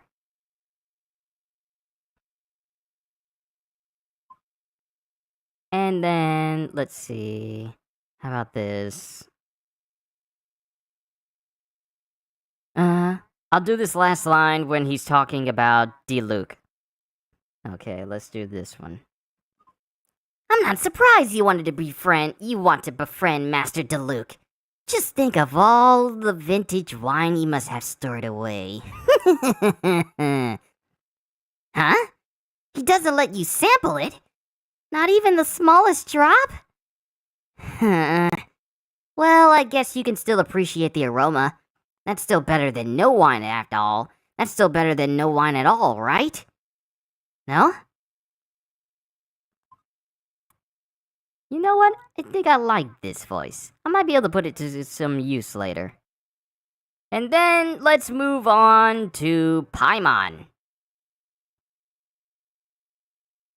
So, let's do this. Let me go down to regular dialogue, if it'll let me.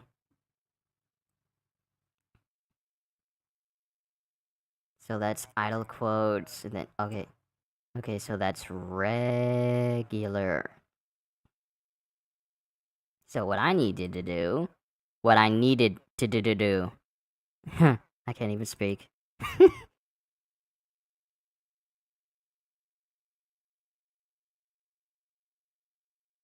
What I need to do is Paimon and find the voiceover. This'll be fun. Unlock teleport waypoints in Mondstadt City. So let's increase the pitch to about right here. Okay. Traveler, you're here! Anything interesting you want to talk about today? Wow, that was a lot louder than I was expecting. This might actually work out. So, let's do it this way.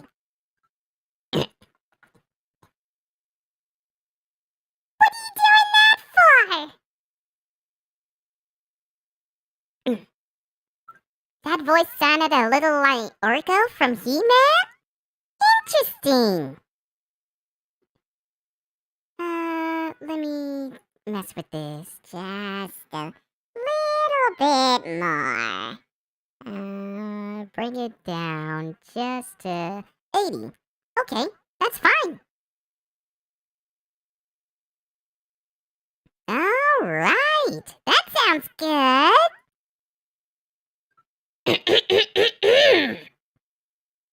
Cider Lake never freezes, no matter what time of the year it is. The best apple ciders in Mondstadt can only be made using the fresh water from this lake. It really does taste great. Paimon could drink 2 big bottles in a second. Paimon always has room for tasty drinks. Paimon finds that hard work hardly works here in Mondstadt. Just look at Huffman from the Knights of Favonius. He does his best at his duties every day. But the ever-relaxed Captain Kaya is his boss.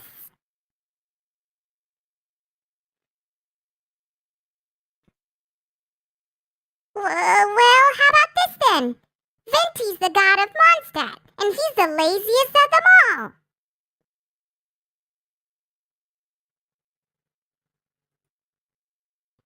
If you want to adventure together with Benny's adventure team, you have to come prepared.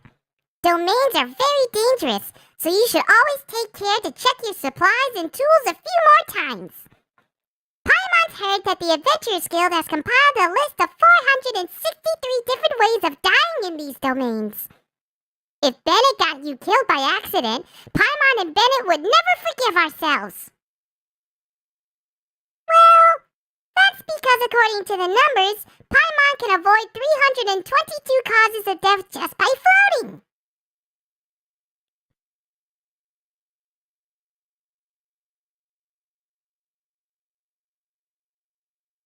Have you heard of the brush? That's correct! They say that finely made brushes sell for high prices among Liyue merchants. But the wild wolves are too fierce, so we should use Razor's fur to make brushes instead. Razor's fur is all downy and soft. It'll definitely make great wolf pens. We can make lots of more like this.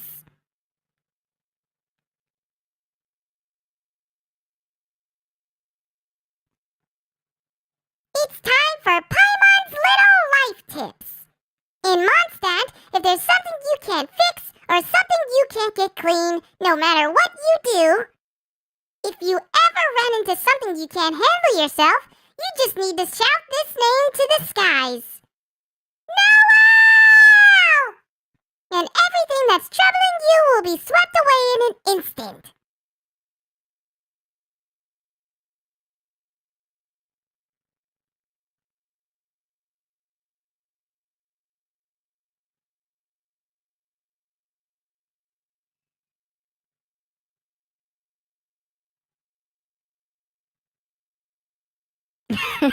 I'm listening to my voice in the playback and it sounds so overboard.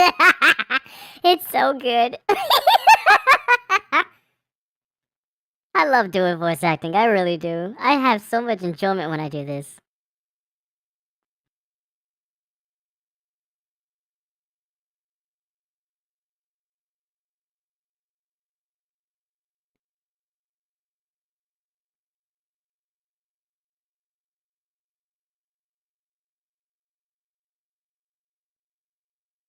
Alright, let's move on to the next voice for Paimon. Let's do another one. Then we gotta move on to the others.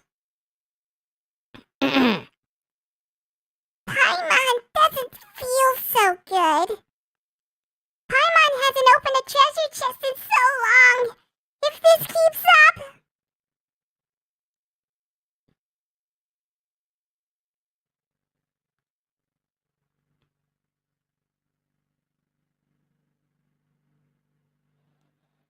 Which do you like more? Cats or dogs? That's cheating. Wait, no! Paimon's not a pet! We should get something to eat. But Paimon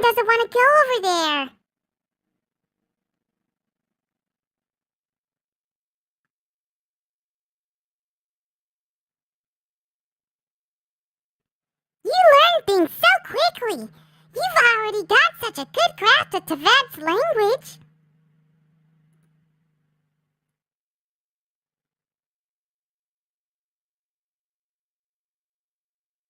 Paimon's heard that couplets are a traditional art form in Liyue. If you can write a line that works as a second half to one that someone else has written, you'll be well paid. But linking the couplet is hard, so it's not easy money. Not only does the rhythm need to match, but the meaning has to as well.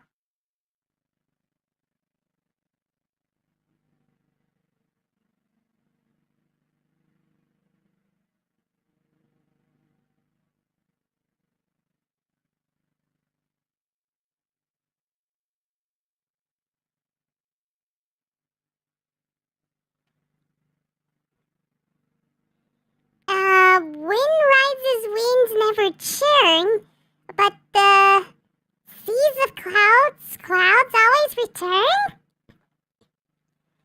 Huh, not bad. Let's not waste time here. We've got some money to make.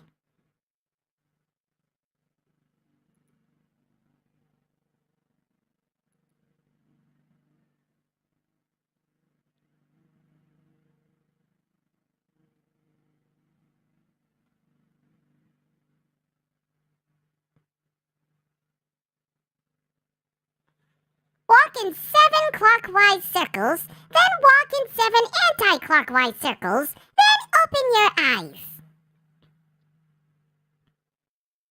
Nope, Paimon is just trying to see if that antique shop from Heart's Desire actually exists.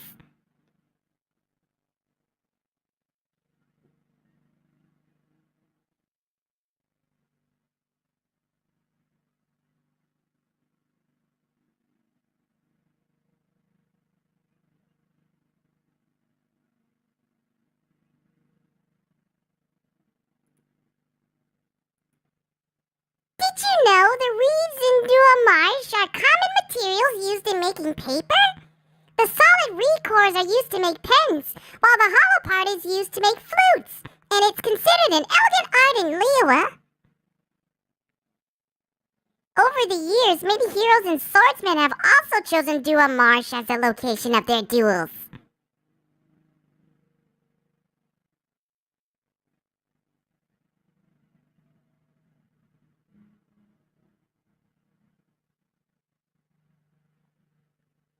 The more the reeds, the more elegant the place.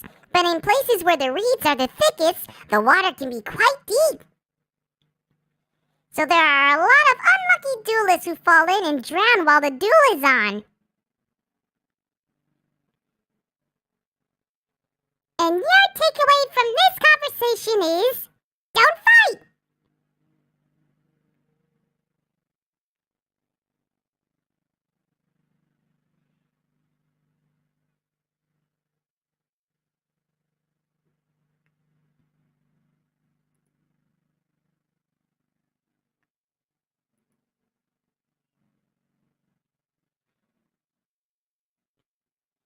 How do you become as popular and cool as Captain Beidou? With enough experience? Paimon's already seen lots of things from adventuring together with you. More experience, trials, and setbacks?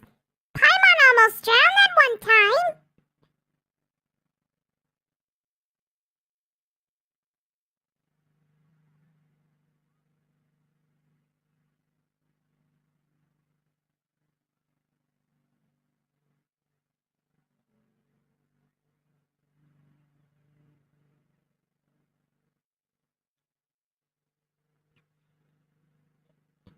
Maintain an inspirational disposition. Paimon's always ready for you. One must also have a mature outlook towards problems. Hey! Are you trying to say that Paimon can't make it?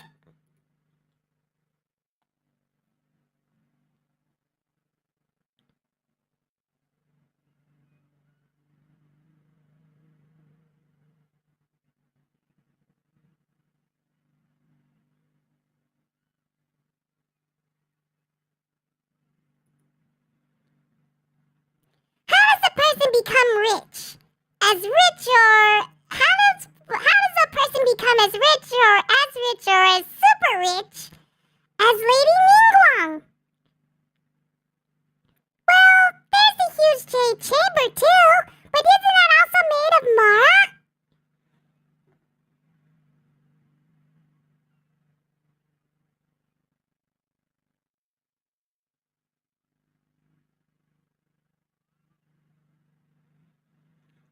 Paimon's really good at giving people nicknames.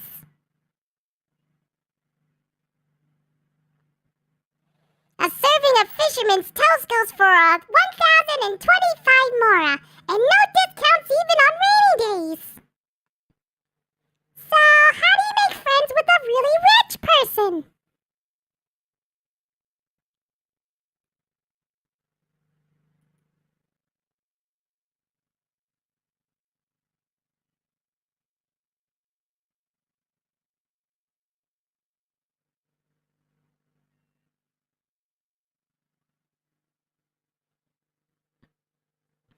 Do you think that Chi-Chi needs to drink blood?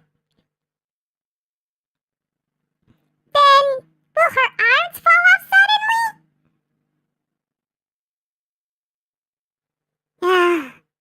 As expected of a traveler, you really know a lot.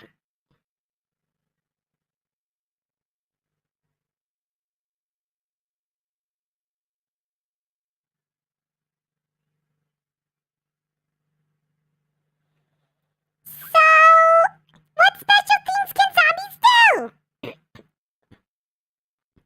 Exercises? That makes a lot of sense. So zombies are the ones that can perform exercises.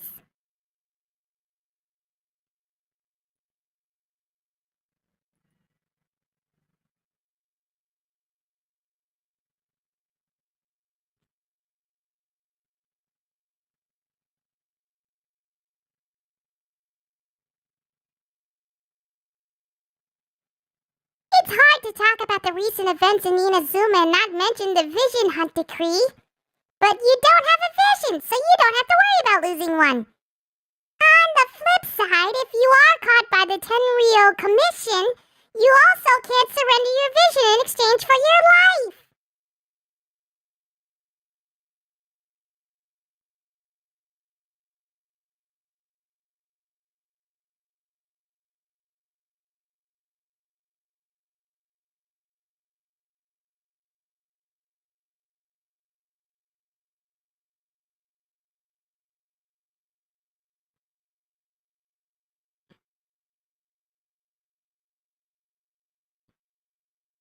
You can tell them that I'm your vision.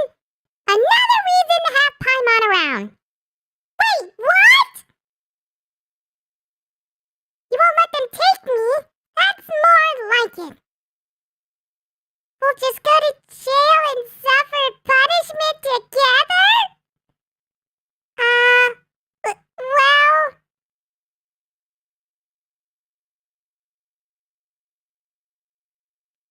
If that's how it would just go down, then maybe you should just hand Paimon over to them.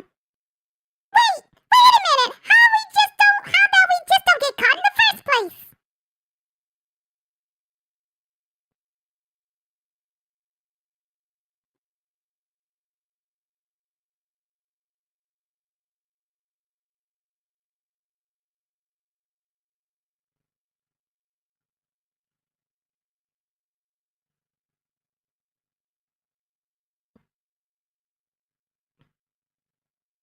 Do you think Yomiya's dad's poor hearing is related to fireworks?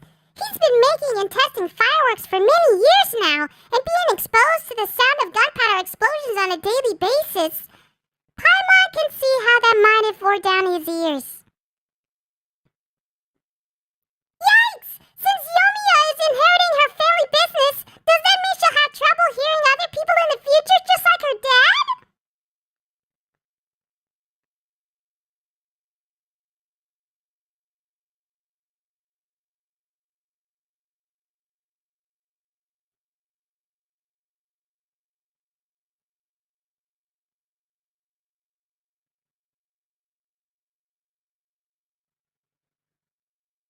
Paimon won't let that happen. Let's think of some way to Chopper. Do I have any suggestions? Paimon can follow Yomiya around and cover her ears whenever needed. But then I'd leave you? Without Paimon, you'd lose your guide. Paimon wouldn't leave you like that.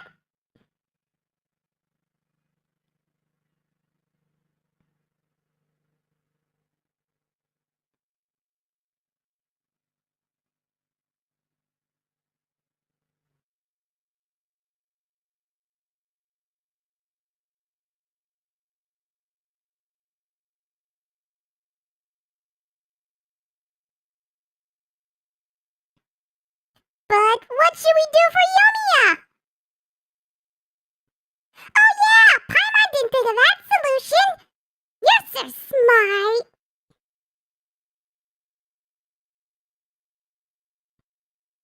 You wanted to give me an opportunity for a mental workout? Eh? So you knew this whole time? But didn't tell Paimon? How could you, you bully?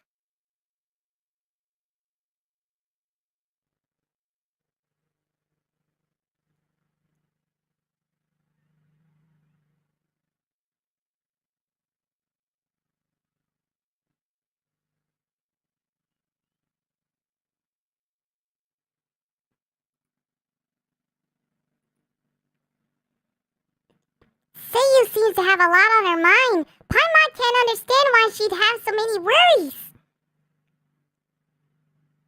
They call that growing pains? Paimon can't relate to that. After all, it's not Paimonly to worry too much.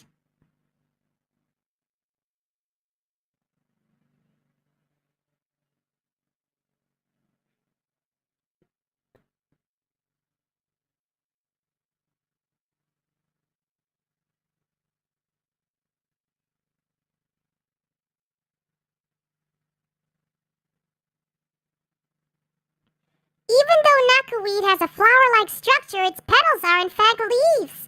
Its actual bloom is rather fragile, so the surrounding leaves try their hardest to grow strong and protected. Just like Paimon is protecting you right now. Is knackeweed edible too? Yeah, that's right. Wait, what are you trying to say?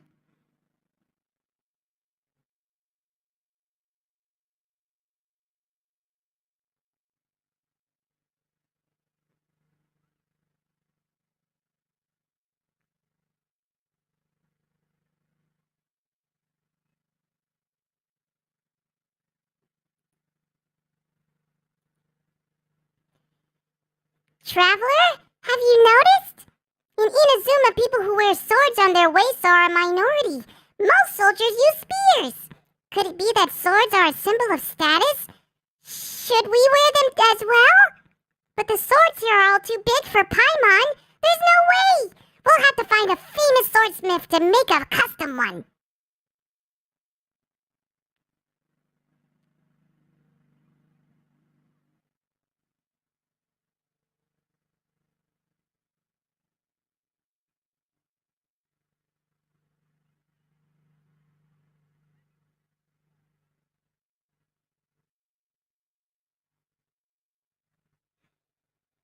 A custom-made sword will cost a lot of more, though? Are you saying that more is more important than the desires of your lovely companion? Wait, you've already prepared something for me? Really? Really? Let's have a look! Hey! Isn't that the knife we use to cut fruit?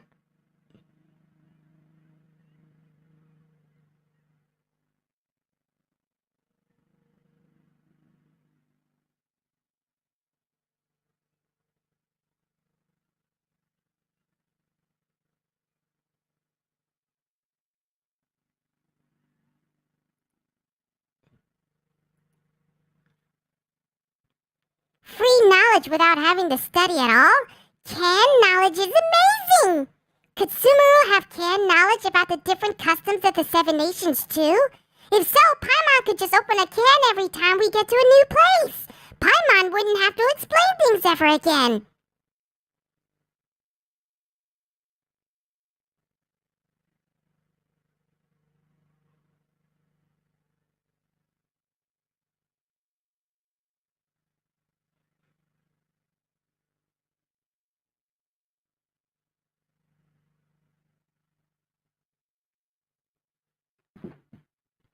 And that is where I think I'm gonna call it for Paimon's voice, because she has a lot of lines. The list, I haven't even made it past the bottom yet. There's so much dialogue for Paimon here. There really is quite a bit for her. Oh wait, let me do this one line specifically. What do you mean, Don't you me?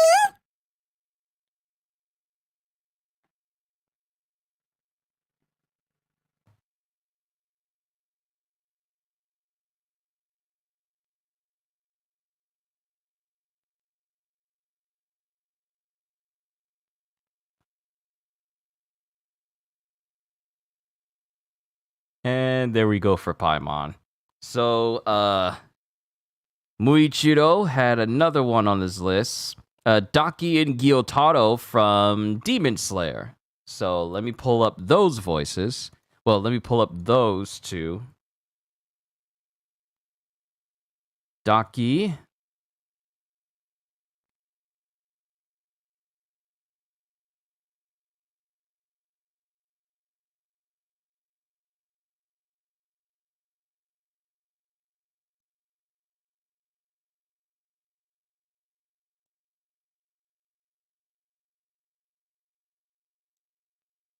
I really need a Demon Slayer RPG game. I really do. I mean, granted, I'm always saying that I need a game version of insert anime here, and I'm saying this literally all the time. But some of these really good series, I really want RPG games of. Not turn-based, but action RPGs. I would love to have a Demon Slayer RPG game where you're part of the Demon Slayer core and you get to learn all these breathing techniques while you're hunting demons out in Japan. It would be so much fun.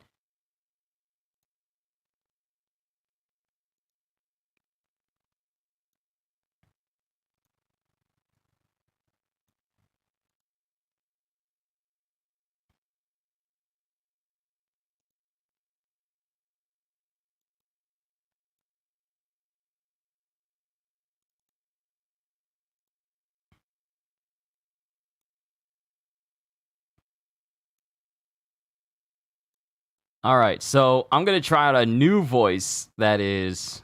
Don't save it. I'll make a different voice later. There was a new voice that they have in beta. There was a new voice that they had in beta called Alice. Okay. It's kind of weird. It's kind of weird. It's very scratchy for some reason. Let me change it.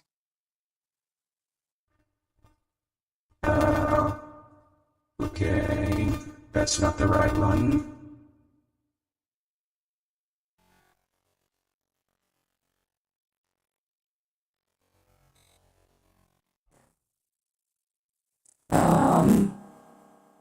Why does it sound like this? Why does it sound distorted? Hold on. Check. That was weird. It sounded good at first, but then it had all this scratchy feedback in the background. That was Completely unnecessary.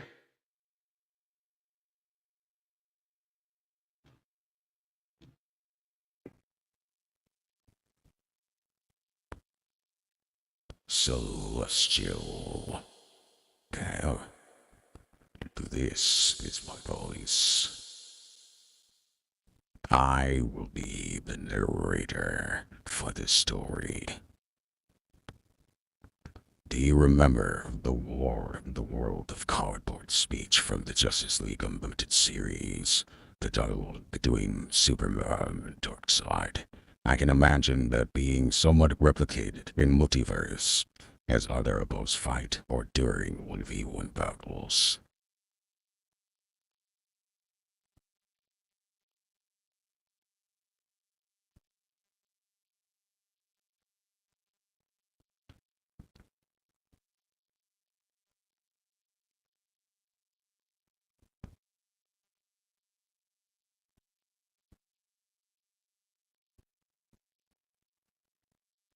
So here's the thing about this voice, CJ. It's a very special voice. It's in beta still, and it's almost as if an AI is also going along with my voice to make it sound like you're about to experience the world's #1 summer blockbuster. In a world where you're sitting here listening to this man on YouTube as he does voices for 2 hours. One person, one man can enjoy themselves. Coming to a theater near you. Voices, September 27th, 2022. It's really weird because it's not exact. Me saying you can't say the word H-A. I can't say the word. Even me saying the word Lord is a bit of a stretch for this beta voice. Not everything is precise. But this is not the voice, Kentucky. This time, it's personal. My voice, even self. This must be what Agent Smith's voice was so like when he's trying to sound human. It's weird. It's like it's trying to replicate my voice and anticipate what I'm going to say, but it doesn't get the inflections right. I can't even say right. It muffles the word right. R-I-G-H-T. I can't even say the actual W-O-R-D. It's very H-A-R-D. I can't say my R's. Not completely. Rigatoni. I can't even say that without it muffling the R's. Ravioli. Rigatoni. Be very, very quiet. I am hunting rabbits. Rabbits. I can't even say it. It's kind of weird. It's still a beta voice, so there's still room for improvement. Let me stop and move on to Tucky.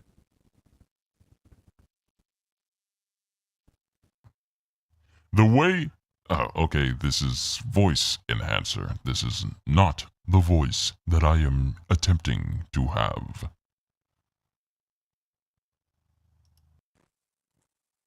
Alice. So, you may come across some issues when using this brand new technology. So, this is the new beta voice. And I'm trying. Let's see. I don't want to be too close to the microphone, but it may not be overly precise. But I'll try. Okay, let's do this. This is too. I think I know the problem. Hold on. I think I know the problem.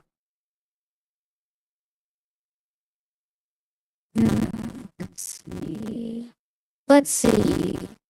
I'm trying to find this one other voice, because the beta voice is kind of phasing everything out.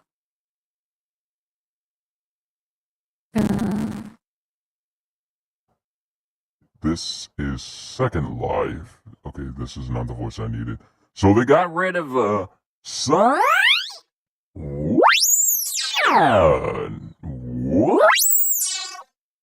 What kind of voice?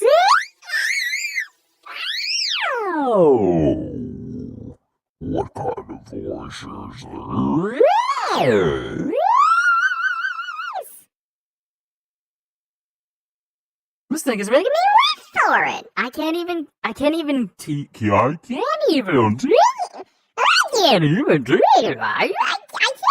keep my voice at a level. Is Weird.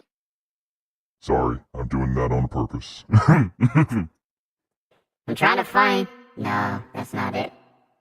This is the fan. It's so cold in here. I'm sorry. I need to be focusing on Docky. The beta voices. They are brand new and they're still in beta. So the female voice here called Alice, it's Still in beta. And not everything is fine-tuned yet.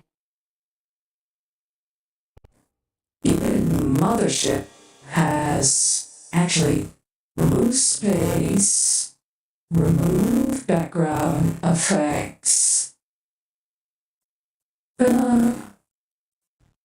I feel like Bob, and that it doesn't really work all that well.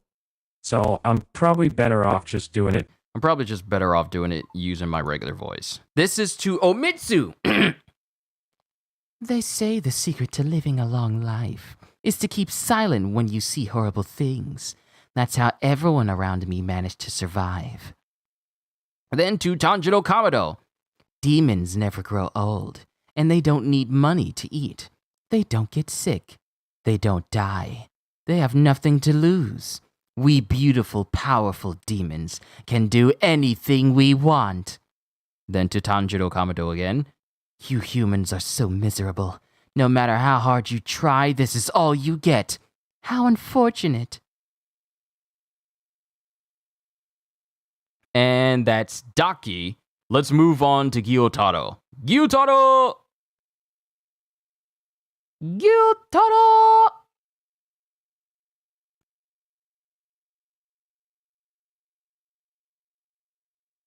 So there's a lot of cool voices in my voice mod. They just need to keep working on it. But I have a feeling it won't be long before they actually start adding famous people's voices to voice mod. Kind of like deep fake, a facial deep fake, but it'll be a vocal deep fake. A little bit. Alright, so that's Daki. Onwards to Gyotaro. To Tanjiro, Zenitsu, Inosuke, and Tengen. The suffering of my past were lessons on what to do to others as revenge. If I don't cause misery equal to my own unhappiness, I'll never balance the scales. That's how it was when you're a demon, and we kill anyone who tries to tell us otherwise. Because in the Japanese dub, his voice is all like, what are you doing, Tanjiro? Look at your face. It's so clean. Look at your clothes. They're so nice. Like, he kind of drags his voice out as if he was, like, from The Grudge to himself. It turns out I was good at fighting, so I worked as a debt collector. People found me creepy. They feared me. I like that feeling. I became proud of my ugliness. And with such a beautiful sister, I began to lose my sense of inferiority. It felt like our lives were finally going in a good direction. And those are all the quotes it gives me for Gyutaro.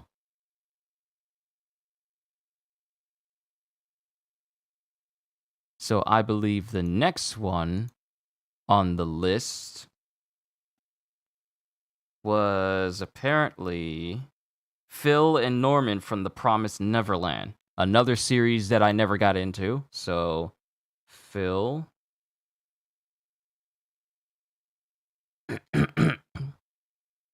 Promised Neverland. And then Norman. Promised Neverland.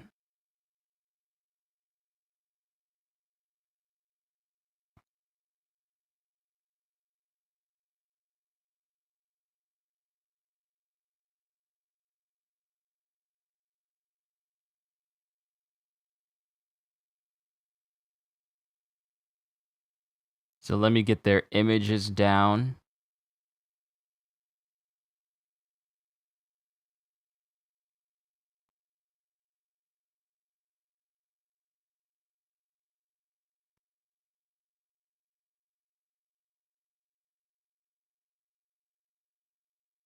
All right. That's Phil. And let me get Norman.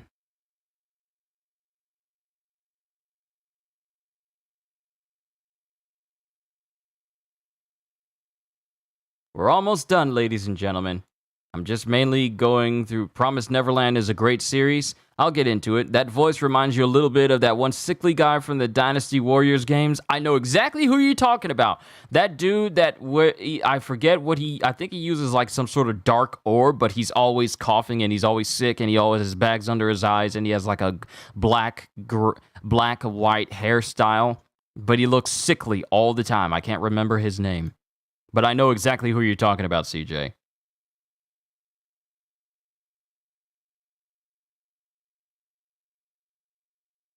Are there any quotes?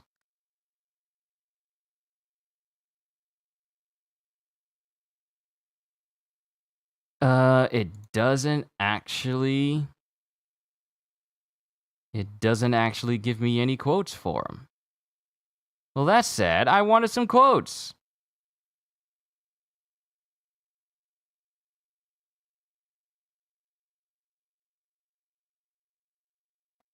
I gotta find some lines.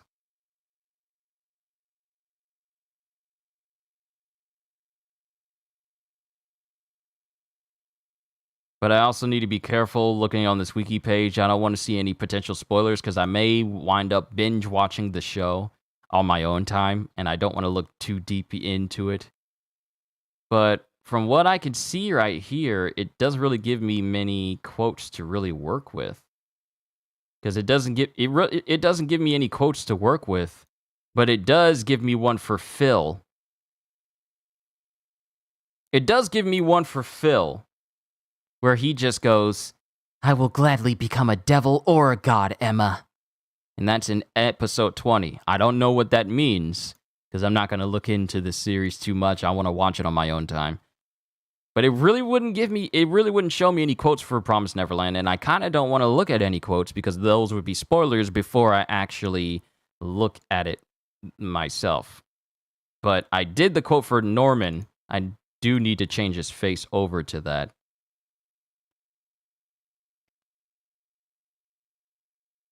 Because he's the one that says... Actually, hold on. Let me bring that page back up again. Because he's the one that says, "I want to save them, Emma and the others, Sislo, Barbara, and everyone else. In order to do so, I will gladly become a god or devil, Emma." And that's all I'm going to see about Norman from Promised Neverland. And then there's Dustin and Robin from Stranger Things. But, I mean...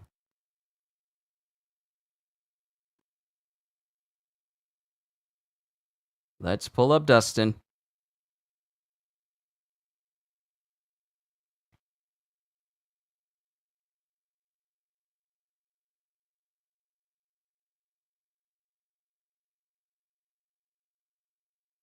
And let's pull up Robin from Stranger Things. Why Robin?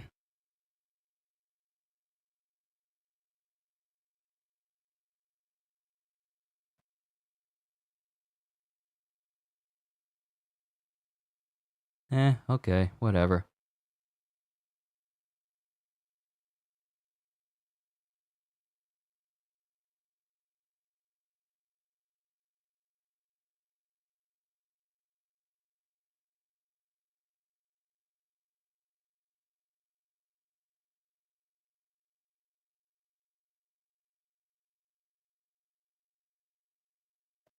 Let me just pull up the image for Robin and then pull up an image for Dustin. And those will be the last two people I do voices for today. Almost there. Where would you find Promised Neverland as far as streaming and the like? Isn't it on Crunchyroll? Is it not on Crunchyroll? I just naturally assumed that it would be on that. Do they have it on Crunchyroll? Hold on, let me see. Promised Neverland. anime? Is it on Crunchyroll?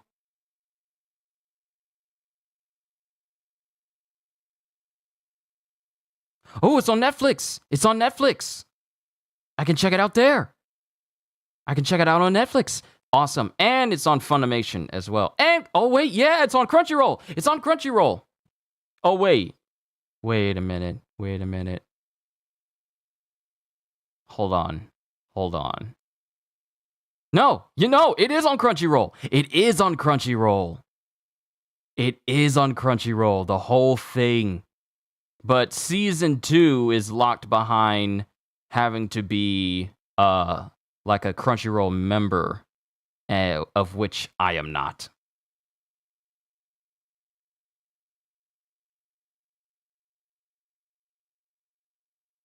But Promised Neverland is on Crunchyroll.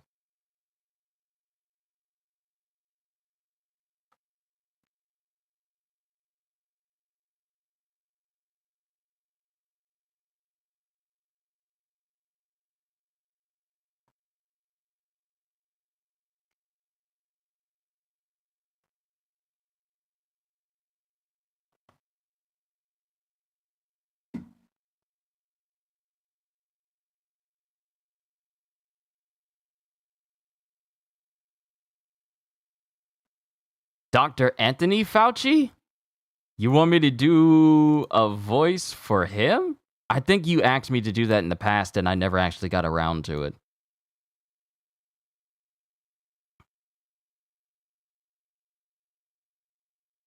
Alright, so first things first, Dustin. Don't worry, it won't be long. I'm just going to do like a starting quote. And mind you, I still have yet to see Stranger Things, so my voice may be far off for him.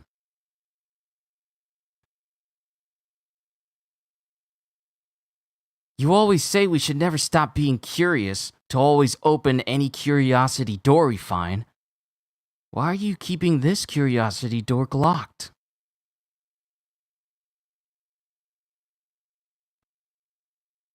And then the next one is Robin. Where is that picture of Robin?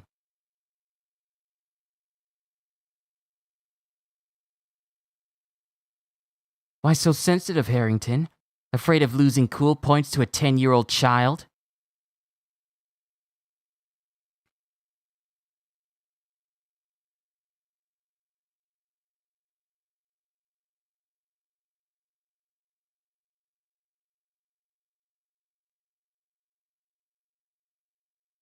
Alright, so let me go to Dr. Fauci. Let me get his picture.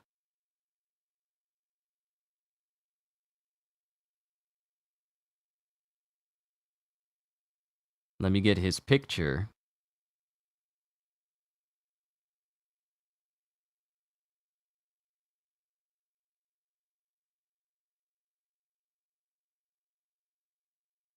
I got it right here. I just saved his photo. Where is it? I really do need to... Ah, here it is.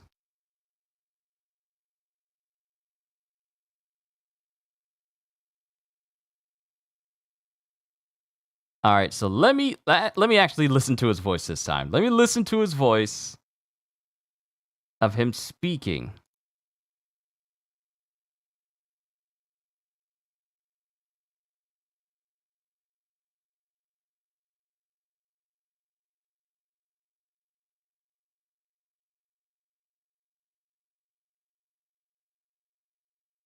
Okay, so here's a line from Dr. Fauci. Wear a mask.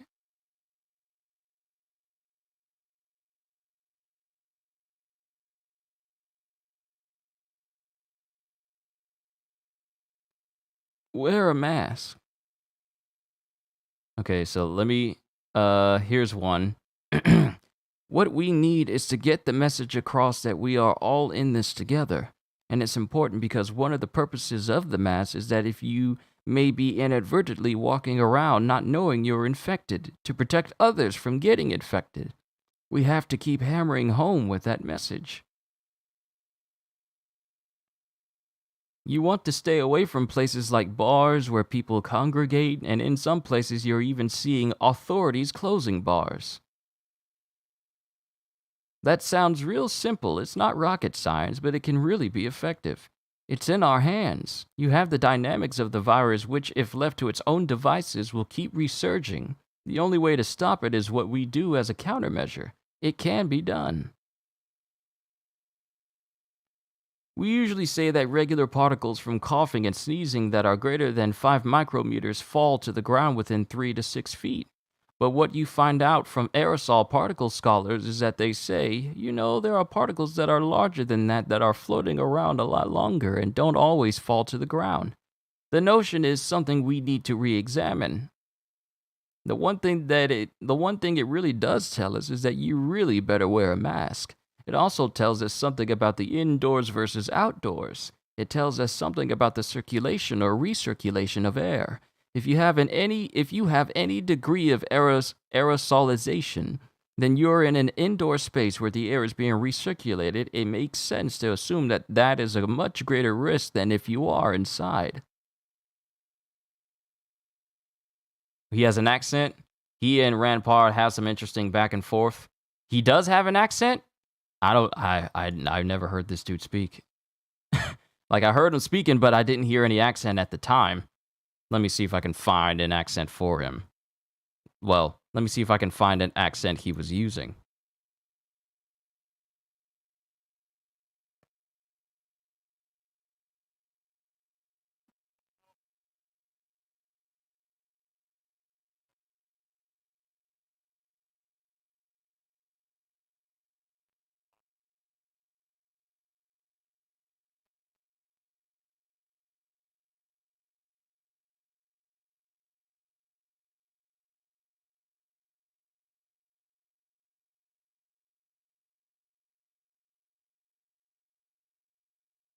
Also, he has like a little bit of a, like a little drawl to him, just like a little bit. Like, it's not this thick, but he has it in his voice just a little bit. Like, hey, Mikey, come here, come here. He doesn't. It's not that thick, but it's kind of there. Oh, I understand. Okay, let's do this again. We usually say that regular particles from coughing and sneezing that are greater than 5 micrometers fall to the ground within 3 to 6 feet. But what you find out from aerosol particle scholars is that they say, there are particles that are larger than that are floating around a lot longer and don't always fall to the ground. The notion is something we need to re-examine. The one thing it really does tell us is that you really better wear a mask. It also tells us something about the indoors versus outdoors. Like I said, the accent isn't as this thick. I'm trying to find that middle ground. It tells us something about the circulation or recirculation of air. If you have any degree of aerosolization, then if you're in an indoor space where the air is being recirculated, it makes sense to assume that there's a much greater risk than if you are inside. Kind of New York, New Jersey kind of accent.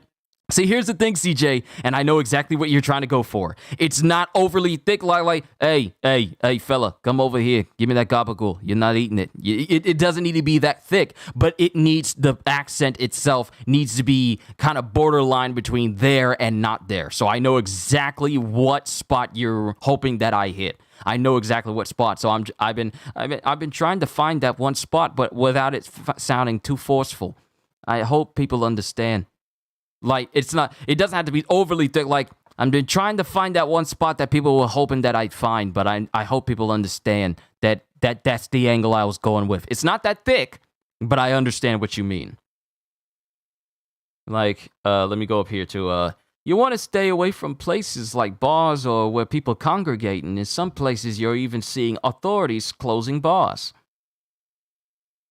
What we need is to get the message across that we are all in this together. And it's important because one of the purposes of the mask is that if you may be inadvertently walking around not knowing you're infected, to protect others from getting infected. We have to keep hammering home with that message. I understand the exact exact angle you want me to go for, CJ.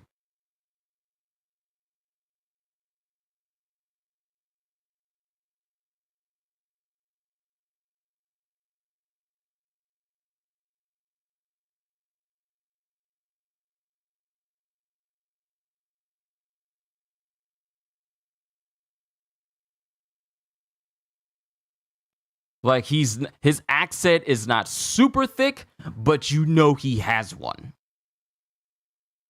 So I know exactly what you mean, CJ. The nation needs more of that consistency. Very pleased to see the president is wearing masks more often now. Wears masks when he goes out and is in situations where masks are needed. Let me see if I can find some more quotes while I keep that thought going. Okay, here's one. Oh, there's a lot of quotes. There's a lot of quotes here. Let's go through some of these real quick, and then I'll call it a session for today. I believe I have a personal responsibility to make a positive impact on society. For the first time, we have the genetic sequence of all three of the players in the global malaria debacle. The parasite, the Anomophiles mosquito, and the human. It's a very important milestone. Disagreements are one of the fundamental positive aspects of science.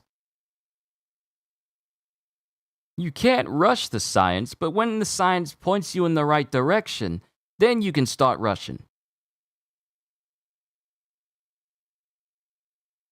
When you're dealing with a very sick person, and you're doing something to them, an intervention, be it a procedure or medication, safety is critical. You're getting it. Yeah, I'm going to fine-tune it with some of these quotes. I consider myself a perpetual student. You seek and learn every day. From an experiment in the lab, from reading a scientific journal, from taking care of a patient. Because of this, I rarely get bored. Today, we know the best way to prevent the spread of Ebola infection is through public health measures. Some people feel you make your case. If they listen to you, fine. If they don't, that's it. That's not what leadership is. Leadership is trying to continue to make a case. And then here's another one. Antibiotics are a very serious public health problem for us. And it's getting worse. Resistant microbes outstrip new antibiotics. It's an ongoing problem. It's not like we can fix it and it's over. We have to fight continued resistance with a continual pipeline of new antibiotics and continue with the perpetual challenge.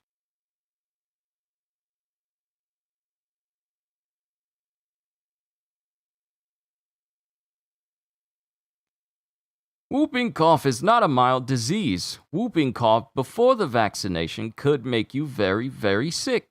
First of all, there's a chance that you could die from it. Small chance, not a big chance. You would be coughing and coughing. It wouldn't last for a few days like a cold. And then here's the last one. The world is a place that is so interconnected that what happens in another part of the world will impact us. It's very, very difficult when you have to prepare for something that might not ever happen.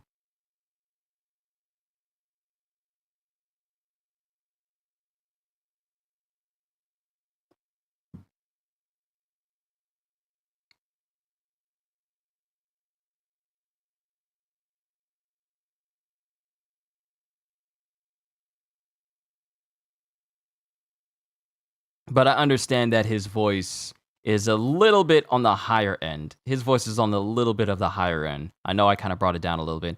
It's very, very difficult when you have to prepare for something that might not ever happen. I think the media can be a very positive influence by essentially holding people to task about the importance of high-quality medical care. And when the media is scrutinizing you, then I think that's a very good positive thing for the field of science.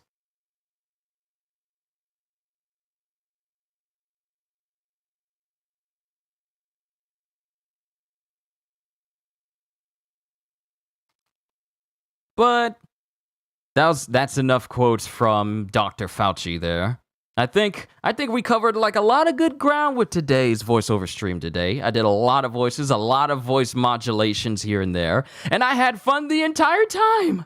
I tell y'all, when I'm just sitting here and I'm just coming up with voices or doing voices you guys want me to hear, and I'm just sitting here creating them, I'm having fun.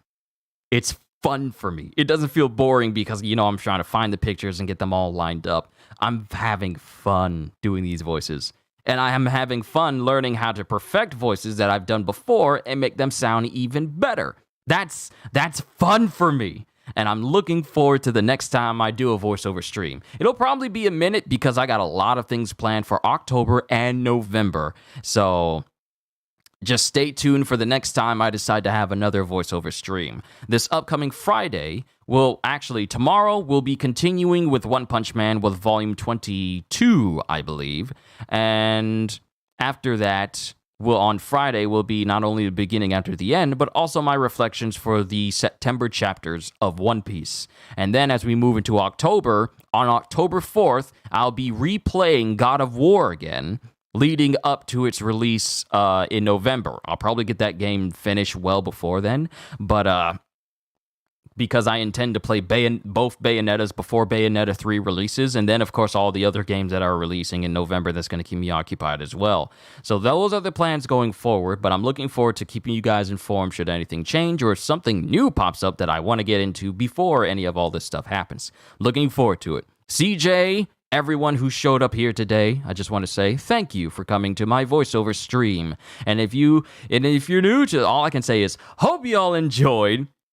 Can't wait to see you all in my next video. And if you're new to the channel and you enjoyed what you saw here today, or heard here today, then like, subscribe, and maybe even consider becoming a member because I am always looking forward to entertaining you. So have a fantastic day, and once again, as always, later peoples!